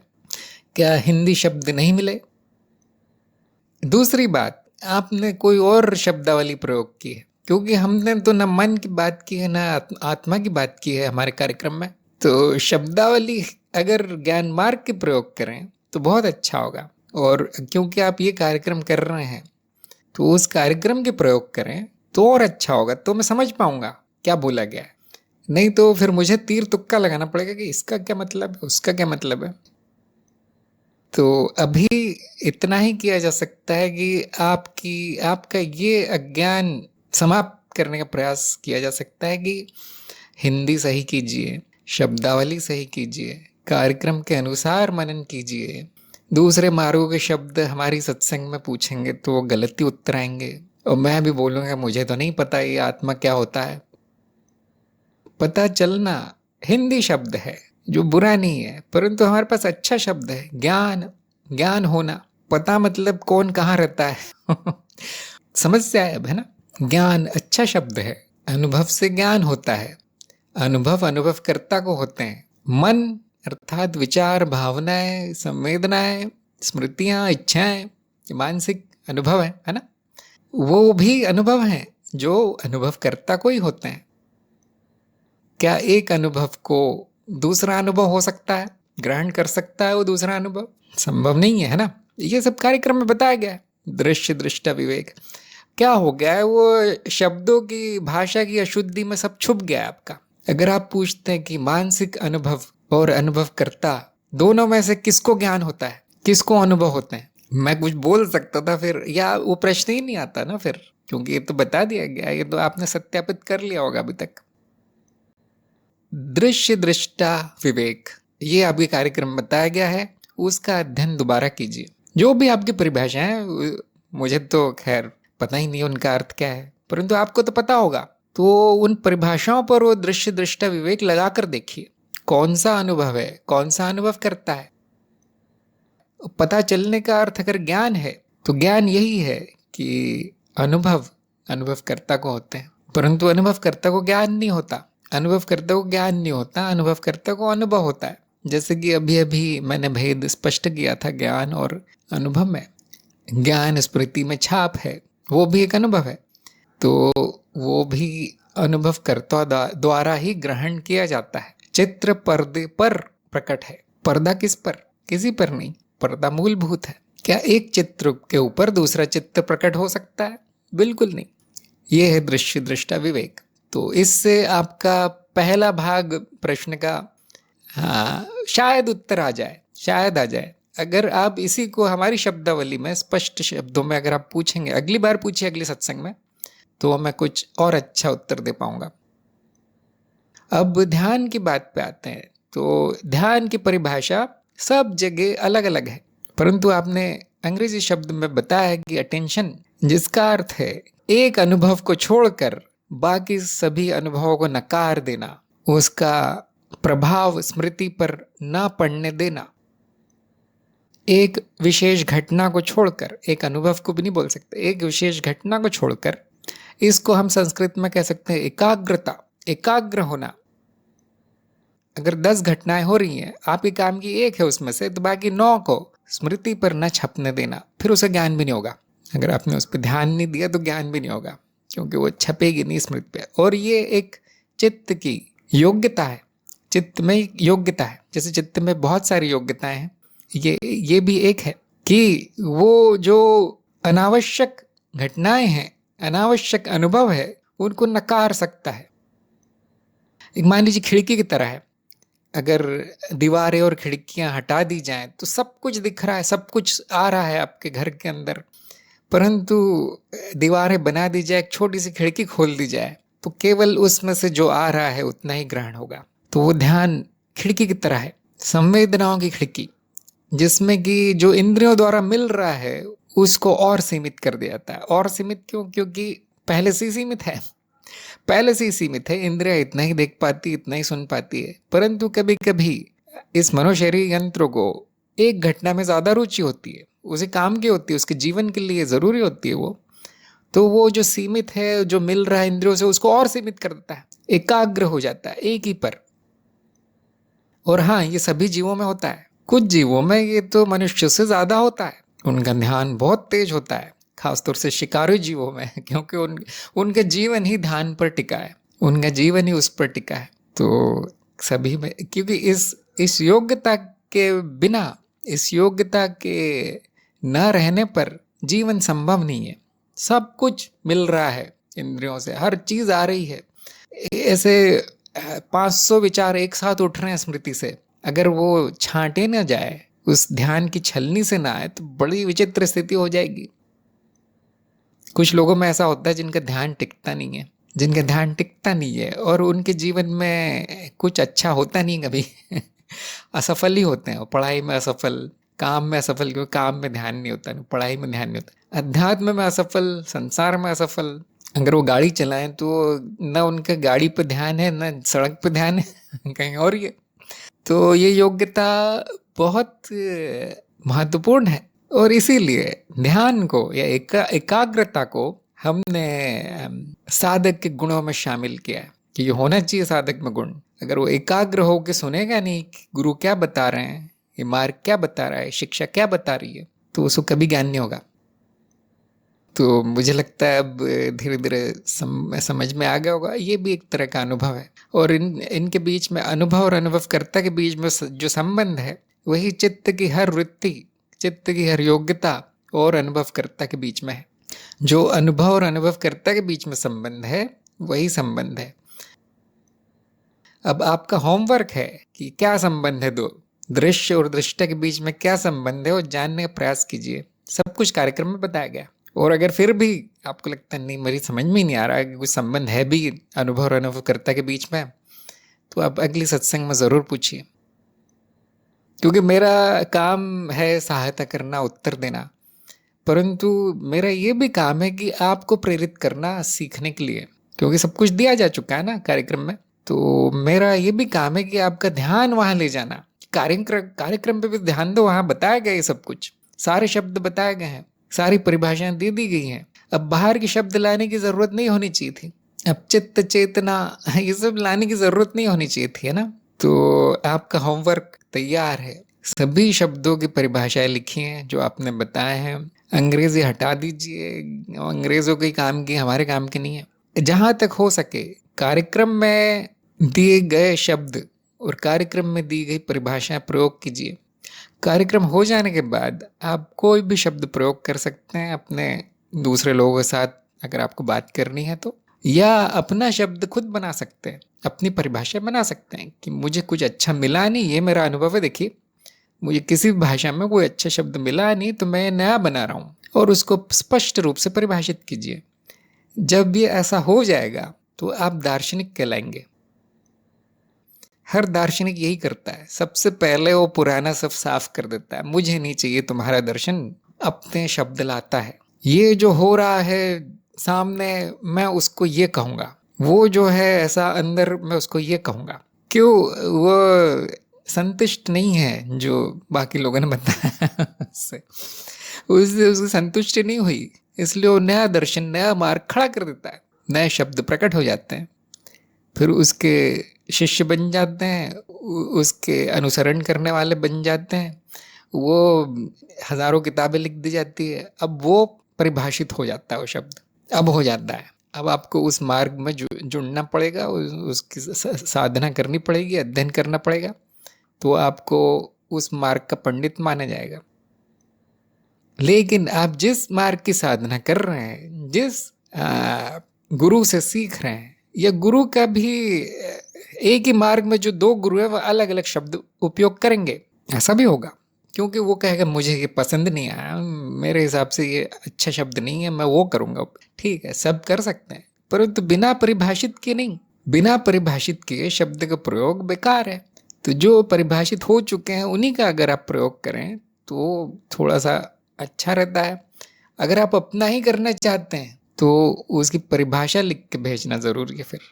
फिर आप उसको सत्संग में नहीं पूछ पाएंगे, क्योंकि वो 2-3 वाक्य नहीं रहेंगे, पूरा लेख हो जाएगा, वो 3-4 पेज हो जाएंगे, क्योंकि आपने हर शब्द की परिभाषा लिखी है। फिर आत्मा, जीव, चेतना, चित्त, सब की परिभाषा लिखिए। जब तक इन सब की परिभाषा नहीं आएगी, तब तक आपने जिससे प्रश्न पूछा है वो क्या उत्तर देगा। समस्या क्या है? क्योंकि आप नए नए हैं दर्शन शास्त्र में, अध्यात्म में, ज्ञान मार्ग में, तो आपको ये सब बातें कभी बताई नहीं है। स्कूल में ये सब पढ़ाया नहीं जाता।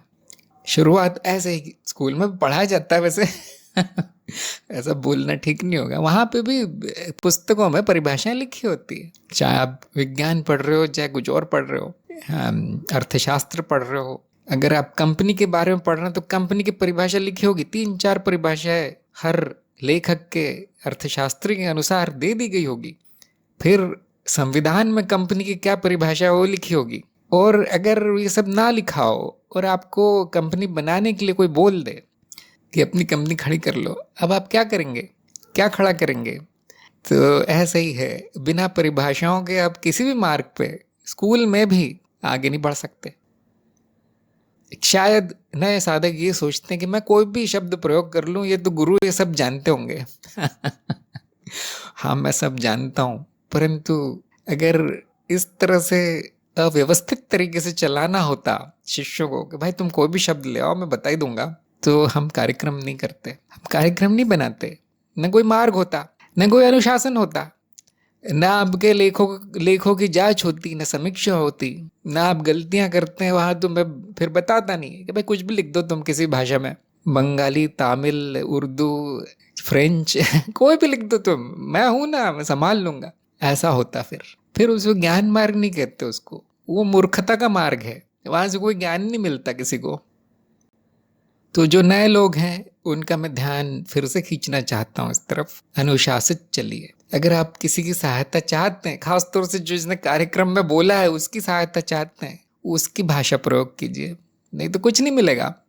जो मिलेगा वो ऐसे ही अंधेरे में तीर तुक्का होगा कि शायद इसने ये सोच के बोला होगा, फिर मैं शायद वो सोच के जवाब दूंगा और मैं कोई नया शब्द बोलूंगा वहां और वो जो सुनने वाला कोई और अर्थ निकाल लेगा उसका। अब वो सत्संग नहीं रही, असत्संग हो गई, असत के साथ बैठ गए आप, सत्य के साथ नहीं।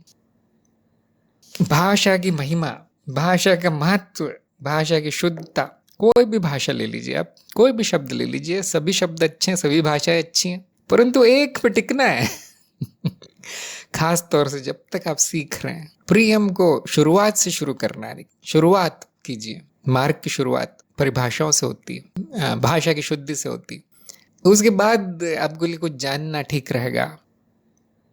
अनागामी ने पूछा है कि ज्ञान प्रसार के लिए आज के यंत्रों जैसे कि एआई की सहायता विषय वस्तु को रोचक बनाने के लिए लेना कितना उचित है?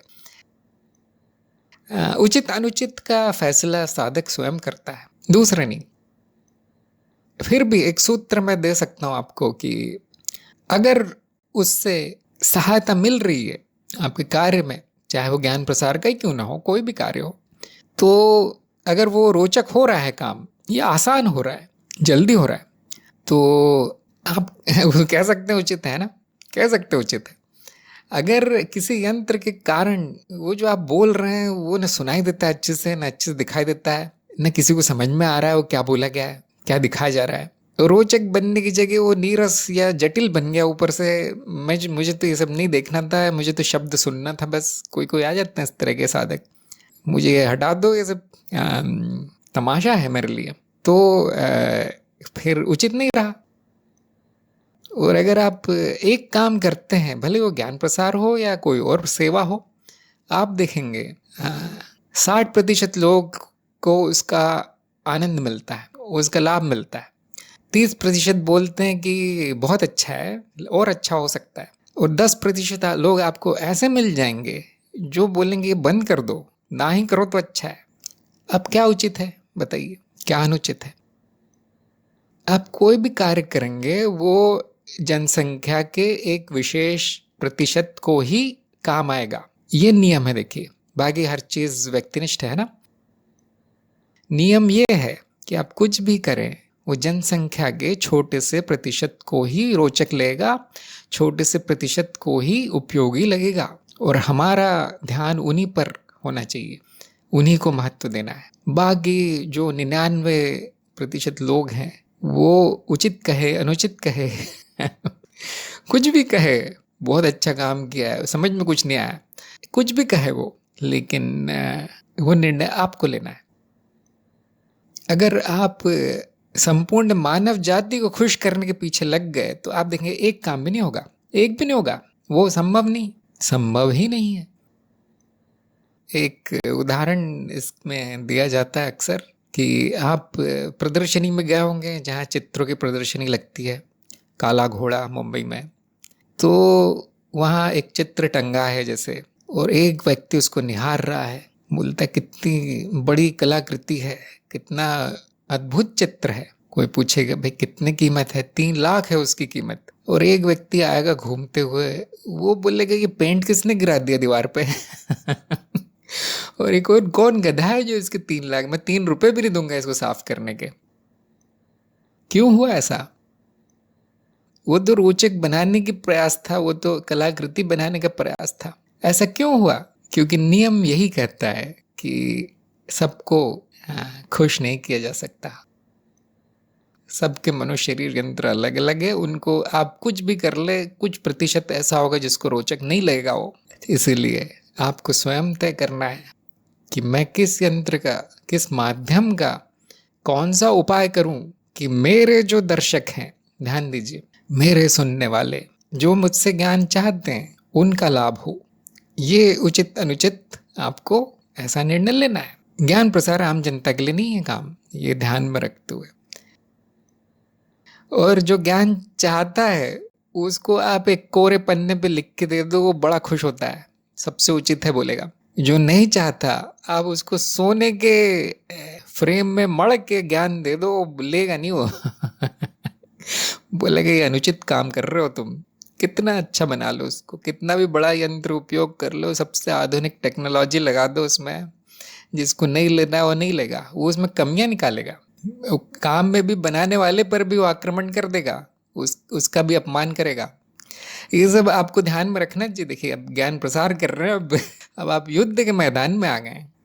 यहाँ पे आपकी तरफ से लड़ने वाले भी हैं, आपकी रक्षा करने वाले भी सेना है, और दूसरी तरफ से गोलियां चलाने वाले भी बहुत हैं। अब क्या उचित अनुचित, अब जो व्यवहारिक है वो करना है। कोई कोई तीर लग जाता है निशाने पे, कोई कोई नहीं लगता, ये भाग्य की बात है ना, किया जा रहा है। गुरुक्षेत्र को देखिए, हमारी प्रेरणा गुरुक्षेत्र से आती है कि वो हर चीज का प्रयोग करते हैं। ऐसा कुछ नहीं है जो उन्हें छोड़ा नहीं है। अगर कोई नियम होता, सूत्र होता कि भाई ऐसे ऐसे देना चाहिए ज्ञान, ऐसा प्रसार ऐसा होना चाहिए, प्रचार ऐसा होना चाहिए, लोगों को आकर्षित करने के लिए ये बोलना है, तो सबसे पहले मैं बताता कि हाँ ये करो। लेकिन ऐसा कुछ नहीं है, कोई नियम नहीं है। नियम जो मैंने बताया वो है कि सबको खुश नहीं किया जा सकता, सबको ज्ञान नहीं हो सकता। कोई भी प्रपंच कर लीजिए। यादव ने कहा मैं तो अपने घर के सभी सदस्यों को खुश नहीं कर सकता सारी दुनिया को खुश करने की बात बहुत दूर की बात है, आप अपने प्रियजनों को भी खुश नहीं कर सकते। सबसे नाखुश, सबसे दुखी वही रहते हैं। आम जनता, आपके मित्रों और आम जनता को ज्यादा फर्क नहीं पड़ता आपसे, घर वालों को सबसे ज्यादा शिकायत होती है। तो ये माया है, ऐसा ही है। देखिए इसलिए मैंने कहा है कि ज्ञान प्रसार में अगर आपके लिए खेल नहीं है तो वो कष्टदायी काम है। खेल है अगर वो, तो सब उचित है, फिर खेल में सब उचित होता है ना। बस इतना ध्यान रखिए अति ना हो किसी भी चीज की, उसको रोचक बनाने के चक्कर में अति ना हो। जैसे संगीत का एक उदाहरण ले लीजिए कि आप कुछ अच्छा बोल रहे हैं, जो बहुत गंभीर विषय पे बात चल रही है, और पीछे कुछ डिस्को संगीत बज रहा है, अब वो उचित नहीं है ना, अति हो गई। अब कुछ हल्का फुल्का बोल रहे हैं, पीछे कुछ बांसुरी सी थोड़ी सी धुन बज रही है, तानपुरा बज रहा है थोड़ा सा, जो सुनाई भी नहीं देता, इतना धीमा है, फिर ठीक है, फिर रोचक हो गया वो। तो ऐसे अति से बचना चाहिए। वो तो हर जगह है ना, ज्ञान प्रसार ही क्यों। हाँ जी, प्रियम और निशान के संदेश आ गए। हाँ जी, अब चिंता मत कीजिए, आप बिल्कुल सही जा रहे हैं। और नए उस्ताद हैं जो थोड़ी बहुत गलतियां करते हैं, और उसके लिए मैं बैठा हूँ, बताता रहूँगा मैं क्या गलतियां करते हैं। वैसे कार्यक्रम में हर चीज़ बताएगी। देखिए ये वाली साधना नहीं करनी है, इतने सारे लेख लिखे गए हैं कि ये साधना अच्छी नहीं होती, इतनी बार बताया गया है कि ये भाषा प्रयोग करना है, ये करना है, तो फिर भी मैं दोबारा बताता हूँ, कोई बात नहीं। शालिनी ने पूछा है कि अज्ञान में हम अपने को कर्ता और ज्ञाता मानता है, लेकिन साक्षी भाव आते ही हम बचता नहीं, केवल अनुभव रह जाते हैं। लेकिन सारे अनुभव मैं ही हूँ, यह भी अप्रोक्ष अनुभव में नहीं आ रहा। क्या इसको तत्व की दृष्टि से ही जाना जा सकता है? दोनों जानना जरूरी है। देखिए तत्व भी जानिए तत्व के दृष्टिकोण से, और जो तत्व नहीं है वो भी जानिए, नाम रूप को भी जानिए। जब इतना हो जाए तो ये जानिए कि दोनों में भेद कहाँ है, दोनों में भेद कहाँ है, अनुभव में और अनुभवकर्ता में सीमा रेखा कहाँ है। शालिनी से मैं पूछ रहा हूँ, कैसे जानेंगे ये सब? ब्रह्म ज्ञान वाले पाठ में कई उपाय बताए गए या कई तर्क दिए गए, कई प्रमाण दिए गए, ऐसा कह सकते हैं आप। मेरे हिसाब से तो उपाय ही है, प्रमाण क्या लेंगे? प्रमाण शास्त्र में भी नहीं मिलते प्रमाण, तो मैं ही अनुभव हूँ उसके। क्यों? शास्त्र बोलता है ये स्वयं सिद्ध है हमारे जैसे लोगों समझ में नहीं आता स्वयं सिद्ध कैसे, सब कुछ मैं ही हूँ। तो वहाँ उपाय बताए गए हैं कुछ। जैसे एक उपाय है अंदर बाहर का भेद देखने का, कि अनुभव बाहर है, ऐसा ऐसी मान्यता है, और अनुभव करता अंदर है, जो मैं हूँ। वो बात सही है कि अहम भी एक अनुभव बन जाता है, वो मैं नहीं बचता। फिर मैं अंदर हूँ या बाहर हूँ, ये प्रश्न भी समाप्त हो जाता है। लेकिन आप कह सकते हैं अनुभव करता अंदर है, अनुभव बाहर है, और दोनों अलग अलग हैं। उनमें ये सीमा रेखा है। अब सीमा रेखा का प्रमाण लाइए, आप देखेंगे वो नहीं मिलती। अनुभव कहाँ समाप्त होता है, अनुभव करता कहाँ शुरू होता है? अनुभव करता कहाँ समाप्त होता है, अनुभव कहाँ शुरू होता है? अंदर तो किसके अंदर? अनुभव के अंदर है अनुभव करता। बाहर तो किसके बाहर? अनुभव करता के बाहर है सारे अनुभव। फिर किसको और है वो अनुभव? देखिए, दोनों साथ साथ ही हैं। घड़ा और मिट्टी साथ साथ है ना, पानी और लहर साथ साथ है। कहाँ घड़ा शुरू होता है, कहाँ मिट्टी समाप्त होती है? कहाँ मिट्टी खत्म होती है, कहाँ घड़ा शुरू होता है? घड़ा ही मिट्टी है, मिट्टी ही घड़ा है। और अगर घड़े में अहम भाव आ जाए कि मैं हूं, तो वो कहेगा हाँ मैं मिट्टी हूँ, हाँ सत्य रूप मेरा मिट्टी है, नाम रूप मेरा घड़ा है, ये बर्तन है, और ये परिवर्तनशील है, कुछ भी हो सकता है, कभी बनेगा, कभी बिगड़ेगा, कभी टूटेगा, कभी प्रकट, कभी अप्रकट, लेकिन घड़ा बोलेगा ये सब मैं ही हूँ। इसी प्रकार ये एक घड़ा है, मनुष्य मिट्टी का पुतला है, ये मनुष्य, उसमें बस बोलने की शक्ति है, तो वो बोलता है हाँ हाँ तत्व ये ऐसा है, मेरा तत्व ये अनुभव करता है, अदृश्य है, और नाम रूप मेरा ऐसा है। हाँ अब ये हम रहा नहीं, यहाँ तो मनो शरीर नहीं हूं मैं, तो सभी नाम रूप मैं ही हूं। फिर शालिनी ने कहा सभी अनुभव के साथ अनुभव करता है। भेद बताइए ना, वो साथ है, वो एक बात है, वो बात सही है। अब हो सकता है कि एक समाप्त होता हो, दूसरा शुरू होता, अगर अलग अलग हैं तो। अगर एक ही है तो सिर्फ अनुभवकर्ता को मैं कहना ठीक नहीं होगा, क्योंकि वो एक ही है। जैसे आप तालाब में बाल्टी लेकर लहर को भर नहीं सकते बाल्टी में, वो आएगी नहीं लहर, पानी आएगा। तो इसी प्रकार मैं की बाल्टी में आप केवल अनुभवकर्ता को भर नहीं सकते, केवल अनुभव को नहीं भर सकते, वो सारा आएगा, पानी और उसके रूप वही आएंगे। तो मैं की दिशा, मैं की सुई कहाँ पर है वो देखिए। आपने लिखा है कि सारे अनुभव मैं ही हूँ, ये अप्रोक्ष अनुभव में नहीं आ रहा। तो आप ये बताइए कि अप्रोक्ष अनुभव में अभी क्या आ रहा है? कौन सा अनुभव मैं हूँ? अप्रोक्ष अनुभव में अभी क्या आ रहा है आपके? लिखिए एक आध शब्द, मैं और अनुभव। मैं का क्या अर्थ है? मैं का क्या अर्थ है? कोई नहीं है, मतलब कोई व्यक्ति नहीं है ना, कोई का अर्थ है व्यक्ति नहीं है। क्या है फिर? वो शून्यता जो देख रही है, वो शून्यता जो अनुभव ले रही है, उसका नाम अनुभव करता है। क्या अनुभव करता नहीं है? वो पर्दा जिस पे अनुभव प्रकट है। कोई नहीं है, बात सच है, लेकिन कुछ नहीं है। क्या कुछ नहीं है? क्या केवल अनुभव है? कोई दृष्टा नहीं है, कोई साक्षी नहीं है। शालिनी ने लिखा है बस अनुभव और जाना जा रहा है। हाँ, ये जो अनुभव ले रहा है उसी का नाम अनुभव करता है। अगर आप लिखें बस अनुभव है तो बड़ी समस्या है फिर, है ना, क्योंकि उसका ज्ञान भी है कि अनुभव है। वो क्यों है? इसका मतलब वहां पे योग्यता है अनुभव लेने की, जो प्रकट है उसको ग्रहण करने की, उसी का नाम अनुभव करता है, उसी का नाम साक्षी है। और ये योग्यता नहीं है, ये तत्व स्वयं है। यही जाना जाएगा आत्मज्ञान में। यही आत्मज्ञान है कि ये तत्व ही है जिसके पटल पर अनुभव प्रकट है और जाने जा रहे हैं। जानने से भी पहले वो प्रकट है। कहाँ प्रकट है? वो मैं हूं। और क्योंकि बताया नहीं जा सकता कि अनुभव कहीं और है, वो जो जिस पे प्रकट है वो कहीं और है, ये भेद नहीं किया जा सकता, इसलिए वो एक है। यही ब्रह्म ज्ञान है। क्योंकि अगर एक अनुभव में और उसके अनुभवकर्ता पे में भेद नहीं किया जा सकता, तो किसी भी अनुभव और अनुभवकर्ता में भेद नहीं किया जा सकता। इसलिए सारे अनुभव उसी पटल पे प्रकट है। अब ये वैकल्पिक है कि आप उसको मैं कहें। अगर आप उसको मैं कहते हैं तो वो व्यक्ति नहीं है, फिर वो मैं की स्थिति बदल गई। अब वो व्यक्ति नहीं कह रहा मैं, वो पटल स्वयं कह रहा है। इस माध्यम से वो पर्दा स्वयं कह रहा है कि बस मैं हूं, मुझ पे सब दृश्य प्रकट है।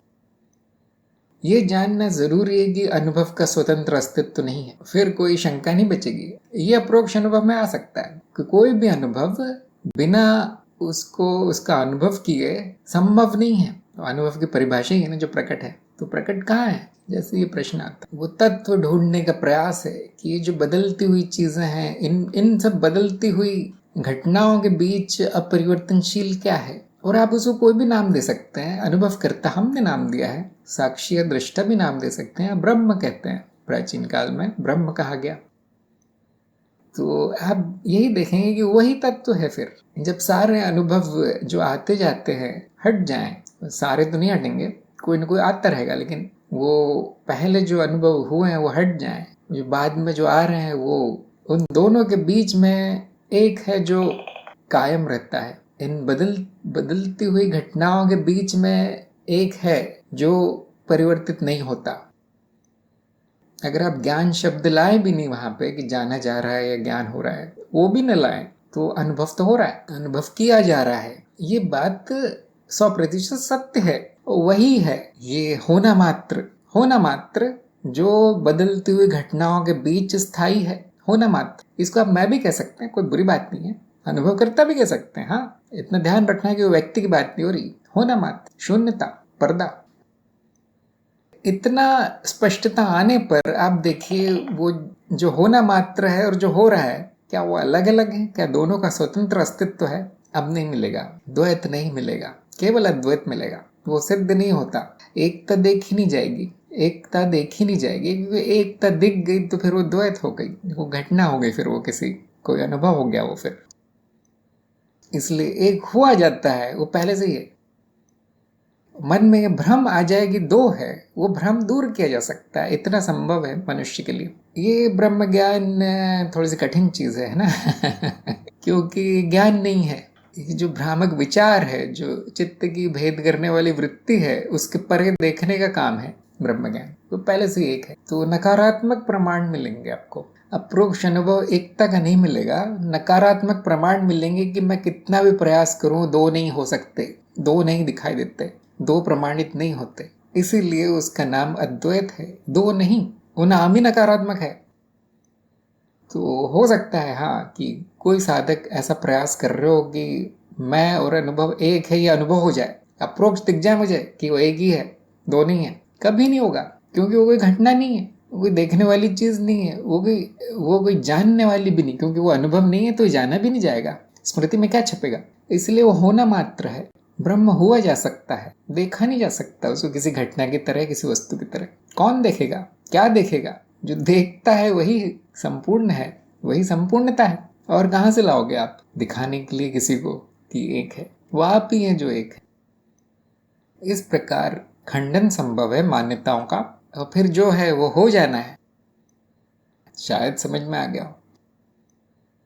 बहुत से लोग प्रयास करते हैं कि मैं अनुभव क्रिया की स्थिति में आ जाऊं, मैं ये बताते रहते हैं सहज समाधि, ऐसी एक होने की स्थिति उसमें आ जाऊं, तो कुछ नहीं हो सकता वो पहले से है। दो को सत्य मानना छोड़ दो, पूरा प्रयास कर लो मिथ्याकरण का कि एक नहीं है। मिथ्याकरण जरूरी है ना, पूरा प्रयास कर लो दो को सत्य सिद्ध करने का। जब नहीं है तो फिर स्वीकार कर लो कि एक ही है, वो एक नहीं है, वो अज्ञेय है, उसकी गिनती नहीं हो सकती। जो भी है, गिनती की धारणा भी वस्तुओं पर ही लागू है, अस्तित्व पर नहीं।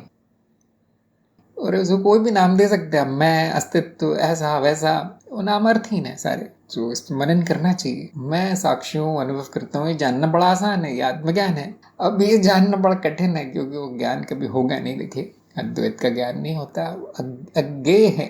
आपकी जो मान्यता है, विचार है, जो भी मान रखा है, उसका त्याग हो सकता है। हाँ, बुद्धि का प्रयास चल रहा है, तो बुद्धि का प्रयास सही दिशा में कीजिए, ना अनुभव लेने की नहीं, अनुभवों को जांचने का प्रयास कीजिए बुद्धि से। कहाँ है दो, ये पूछिए। यहाँ बुद्धि जरूरी है। कौन सा अनुभव मुझे एकता दिखा देगा? ये बुद्धि ऐसी चल रही है, मतलब गलत दिशा में चल रही है तो इस पर मनन कीजिए। और भी कोई प्रश्न आ जाए, या आपको द्वैत दिख जाए, या द्वैत भी दिख जाए, किस तरह से चमत्कार हो जाए, तो अगली सत्संग में जरूर बताइए। सुहर्त ने पूछा है, गुरु शिष्य का चुनाव करते हैं तो शिष्य गुरु को कैसे मिले, शिष्य गुरु से कैसे मिले? ये गुरु पर ही छोड़ देना अच्छा है। आपने लिखा है गुरु चुनाव कर, तो गुरु के पास जाकर याचना करनी है। अगर गुरु समझते हैं कि शिष्य योग्य है तो वो मिल गया, तो गुरु ने शिष्य को स्वीकार कर लिया, शिष्य ने गुरु को स्वीकार कर लिया। याचना करना है, प्रयास करना है। जो भी गुरु आपको पसंद है वहां पर जाकर बोलना है कि आपकी शिक्षाएं मुझे अच्छी लगी, मैं आपको गुरु बनाना चाहता हूँ, मैं ये सीखना चाहता हूँ, कृपया मुझे सिखाइए। फिर गुरु कुछ प्रश्न पूछेंगे आपसे, पहले क्या किया था, कहाँ तक पढ़े हो, क्या आयु है, कहाँ रहते हो, ये सब थोड़ा सा पूछते हैं वो, उसके बाद वो निर्णय लेते हैं। तो ऐसे 3-4 बार प्रयास करने से शिष्य गुरु से मिल जाते, बहुत आसान है। इसके बारे में एक लेख है ज्ञानाक्षर, जो सुविधा है साइट पर, ज्ञानाक्षर में एक है गुरु कैसे ढूंढे, क्योंकि बहुत से शिष्यों की बड़ी समस्या, उनको गुरु नहीं मिल रहे। गुरु की खोज, ये उसका शीर्षक है, ये उसकी कड़ी है। इसको पढ़ लीजिए, इसको पढ़ लीजिए। इसमें कुछ उपाय बताए गए हैं, व्यवहारिक उपाय बताए गए हैं कि कैसे ढूंढा जाए।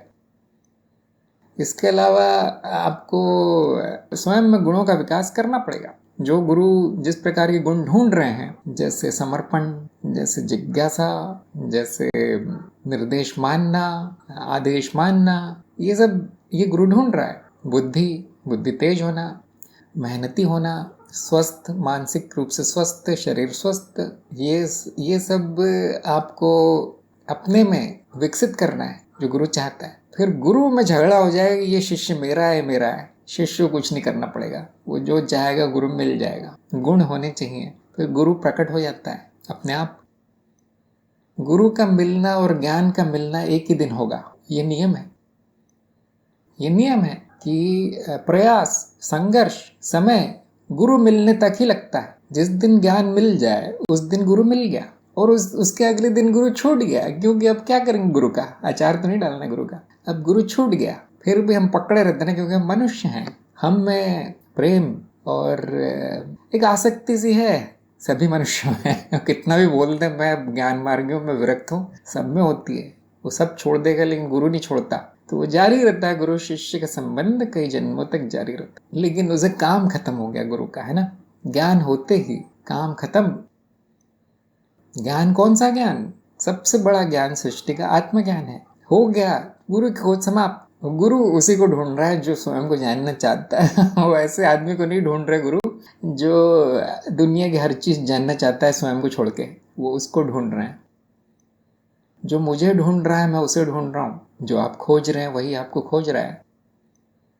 यादव का प्रश्न है, अभी मैं हूं, अनुभव है और अनुभव हो रहा है, ये ज्ञान भी हो रहा है, तो ये स्थिति कौन सी? यह अनुभव क्रिया है।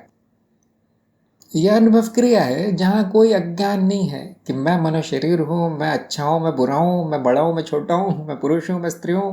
ये सब नहीं आ रहे विचार। होना मात्र, अभी जो ऐसा है, समाप्त, सरलतम। उस दिन हम बात कर रहे थे ना पिछले सत्संग में, होना मात्र, ये अनुभव क्रिया है। यहाँ भेद भी नहीं हो रहा है, कौन कर रहा है अनुभव? बुद्धि कुछ नहीं बोल रही। अब यहाँ ये अनुभव क्या है, कैसे प्रकट हो रहा है, कहाँ से आते हैं, कितने प्रकार के, कुछ नहीं हो रहा। अब आप संपूर्णता में स्थित है। संपूर्णता यही है, यही ब्रह्म है, होना मात्र। ये ढूंढने का भी प्रयास नहीं कि एक है कि दो है कि शून्य है, प्रयास ही नहीं है यहाँ। प्रयासहीन, ज्ञानहीन, अज्ञानहीन बोध स्थिति। अब हम कह सकते हैं कि हाँ ये साधक जगा हुआ है, बाकी सब विष नशे जैसे नशे में है, विचारों के नशे में, अपने ही विचारों के पहाड़ में दबे हुए हो। ये क्यों, ये क्या है, वो ऐसा है, वो प्रमाण नहीं मिला, वो नहीं। ज्ञान मार्ग इन सबको समाप्त कर देता है। इन विचारों की समाप्ति ज्ञान मार्ग है, ज्ञान मार्ग संभव है। वो फिर आप अपने सत्य स्वरूप में स्थित हो जाते हैं, दृष्टा अपने स्वभाव में स्थित हो जाता है। ये हो रहा है। और वो कितने भी आंधी तूफान कुछ भी आता रहे, आप देखेंगे यही है, हमेशा यही है। उस चमकते हुए सूर्य, शून्य में जो प्रकाश चमक रहा है, उसके ऊपर कभी कभी बादल आते हैं, लेकिन न वो सूर्य जाता है न शून्य जाता है, इसलिए इसको सत्य कहा गया है। और ये बादलों का आना जाना मिला दिया जाए इसमें, क्या ये भी तो प्राकृतिक है, ये भी तो होता है, शून्य शून्य थोड़ी है। तो अब ये परम सत्य है, क्या ऐसा नहीं है? बस इतना सा है। तो इसके ऊपर बाकी सारी मान्यताएं हैं, बाकी सारा विचारों का पहाड़ खड़ा किया हुआ मनुष्य ने। बेकार सा है वो। याद रखने की स्थिति आती जाती रहती, स्थायी नहीं। कोई बात नहीं, जो है वो स्थायी है। स्थितियां तो आती जाती रहेंगी। क्या जो है वो हमेशा है? क्या जो है क्या वो स्थायी नहीं है? इस पे मनन कीजिए। तो सत्यम का पहला प्रश्न था, ज्ञान मार्ग सबके लिए क्यों नहीं है? तो इनका उत्तर तो सही था, फिर भी आधे अंक मिले। इन्होंने गुणों की बात की, परंतु अगर हम शुरुआत ऐसी करें कि भाई ज्ञान मार्ग सबके लिए नहीं, तो तुम लोग बताओ, तो कोई आएगा नहीं शायद, क्योंकि गुण सब में होते नहीं है। बहुत कम मिलते हैं जो सभी गुणों से युक्त हो। वो ऐसे ही जैसे बीवी ढूंढना, पत्नी ढूंढना, सभी गुणों से युक्त मिल जाए मतलब उसकी शादी हो चुकी है। ऐसे ही वो शिष्य मिल जाए ऐसे सभी गुणों से युक्त है, तो उसके पहले से ही गुरु है कोई। तो इसीलिए हम बोलते हैं आ जाओ भाई, तुम आ जाओ, गुण नहीं तो भी आ जाओ, सीखने का प्रयास कर लो, थोड़ा समझ लो क्या है ज्ञान मार्ग। तो सबके लिए खुला है, सबके लिए खुला है। थोड़ी सी शर्तें हैं कि थोड़ा सा तो इसके लायक होना चाहिए ना, शरीर मन स्वस्थ होना चाहिए, जिज्ञासा होनी चाहिए, बहुत ज़्यादा अयोग नहीं होना चाहिए। बाकी फिर गुरु जो छोटी छोटी कमियां है वो संभाल लेते हैं। ज्ञान सबके लिए है, परंतु वो होता सबको नहीं है, इसलिए हम कहते हैं सबके लिए नहीं। जैसे आपको समझ में आ जाए कि मुझे यहाँ कुछ नहीं मिल रहा, मेरी दाल नहीं गलती, हाँ ये मार्ग मेरा नहीं है, अच्छा नहीं है, मतलब आपके लिए नहीं है, तो इनको आधे अंक मिले इसमें। तो ये बताना जरूरी है कि हाँ सब में संभावना है, सब आ सकते हैं, परंतु सफल नहीं होंगे सब, ये ध्यान रखना है। हमारे कार्यक्रम में भी 10 में से 8 या 7 ही लोग सफल होते हैं, चाहे उनको प्रमाण पत्र मिल जाए न मिले, कोई मूल्य नहीं प्रमाण पत्र का। मैं जानता हूँ कुछ लोग नहीं होते सफल। नंबर 2, ज्ञान और स्मृति में क्या संबंध है, इनको आधे अंक मिले, क्योंकि उन्होंने बताया कि बिना स्मृति ज्ञान नहीं होता और स्मृति का होना क्यों आवश्यक है बताया। एक और चीज बतानी थी जो मैंने अभी बताई है सत्संग में अभी भी, कि स्मृति क्योंकि मिथ्या है, उसमें जो भी संग्रहित है वो मिथ्या, ये केवल ज्ञान मार्ग में बताया जाता है। ज्ञान मार्ग में ही ऐसी शिक्षा है कि ज्ञान संभव नहीं है, ज्ञान हो नहीं सकता। ये ज्ञान मार्ग की शिक्षा है कि बड़ा विरोधाभास है, वो मार्ग का नाम ही ज्ञान मार्ग है, हम हर तरह ज्ञान देंगे बोलते हैं, वहां अंत में क्या होता है, कुछ रह नहीं जाता, होना मार्ग इतना रह जाता। एक ज्ञान मार्ग में ज्ञान मार्ग ही है जिसका न्याय शास्त्र, ये ज्ञान शास्त्र आप कह सकते हैं, ज्ञान को जानने का, ज्ञान का अध्ययन, ज्ञान क्या है उसको जानना, उसको स्वयं जानना, ज्ञान का ज्ञान, वो एक ज्ञान मार्ग में ही कहा गया है कि संभव नहीं, ज्ञान संभव नहीं। इसीलिए आपकी शुरुआत ही कार्यक्रम की ऐसे होती है, ज्ञान का ज्ञान, ज्ञान क्या है, अज्ञान क्या है, ये जानना बहुत जरूरी है साधक के लिए। और 10वें अध्याय तक पहुंचने पर आप पता चलता है कि वो ज्ञान भी अज्ञान है, ये बताना जरूरी है। ज्ञान और स्मृति में अगर संबंध है, स्मृति ही ज्ञान है और ज्ञान ही स्मृति है, तो केवल शुद्धि हो सकती है, फिर उसकी हट सकता है जो जमा है, वो हटता भी नहीं है, जो है वो ठीक है, जीवन के लिए जरूरी है ना। जिसको सत्य मान लिया गया था, केवल उतना देखना होता है कि वो सत्य नहीं था, इतना ही काफी, हटाना भी जरूरी नहीं। उस पर जो सत्य का ठप्पा पड़ा था, जिसको हम अज्ञान कहते हैं, वो हट जाए, उतना ही काफी, बाकी सब रह सकता है उसमें, सारा ज्ञान रह सकता है स्मृति में, कोई बुरी बात नहीं है, क्योंकि माया बुरी चीज नहीं है, और कुछ तो है नहीं। नंबर 3 और 4 पूरे अंक मिले, बिल्कुल सही उत्तर आया। नंबर 5 संभावना की क्या विशेषता है, ये थोड़ा सा कठिन प्रश्न है, फिर भी इनके उत्तर अच्छा आया, तो आधे अंक मिले। संभावना में कुछ विशेषताएं हैं जो सबको पता होनी चाहिए। देखिए, संभावना ही है, केवल अस्तित्व संभावना ही है, ये पहली विशेषता है। अनंत है संभावना, अनंत है, क्यों अस्तित्व अनंत है ना, इसकी यहाँ शुरुआत नहीं, कोई अंत नहीं। जो भी अस्तित्व की विशेषताएं हैं, अस्तित्व के बारे में जो 7 प्रश्नों के उत्तर हैं, वो संभावना पे लगा सकते हैं। संभावना कहाँ से आ गई, कहीं से नहीं। अज्ञे क्यों है ना, बहुत से लोग पूछते हैं अरे माया क्यों है, फिर मतलब वो कह रहे हैं कि संभावना क्यों है, कोई नहीं जानता क्यों है।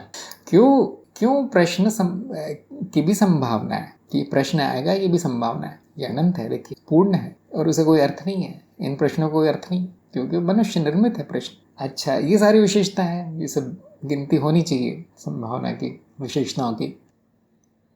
6, 7, 8, 9 बिल्कुल सही उत्तर आए, बिल्कुल सही उत्तर आए। अब अभी हमारे पास समय नहीं, तो मैं थोड़ा और इसमें नहीं बता सकता, फिर मैं किसी को अगर कुछ जानना हो तो अगले सत्संग में पूछ सकता। नंबर 10 विचार और मनन में क्या फर्क है, तो इन्होंने बताया तो और सही बताया, परंतु आधे अंक मिले, क्योंकि एक मुख्य बात बतानी चाहिए कि मनन अर्थात प्रमाण लेना, विचार केवल वृत्ति है, चल रही है। जैसे हम कहते हैं आत्मविचार करो, आत्मज्ञान होगा और स्वयं को जान जाओगे, परंतु केवल विचार करना नहीं, प्रमाण, अप्रोक्ष अनुभव और तर्क का प्रयोग मनन है। वैसे आप कितना भी विचार करते रहें, कोई ज्ञान नहीं होगा। तो विचार मनन का भाग है, परंतु उसकी दिशा प्रमाण की ओर है, प्रमाण पे विचार किया जा रहा है, वो जरूरी है। इतना वो कहते थे तो पूरे अंक मिलते हैं, फिर भी उनको काफ़ी अंक मिल गए। इतने में आप खुश रहिए, आपकी प्रगति निश्चित है। आपको बहुत बहुत बधाई सत्यम को, आप में बहुत अच्छी संभावना है। और यहाँ पर हम आज की सत्संग समाप्त करते हैं। बहुत अच्छे प्रश्न आए सबके, प्रयास जारी रखिए, आप सभी लोग सफल होंगे ऐसी मेरी कामना है। और हम मिलेंगे अगली सत्संग में। सभी का सत्संग में आने के लिए धन्यवाद। नमस्कार।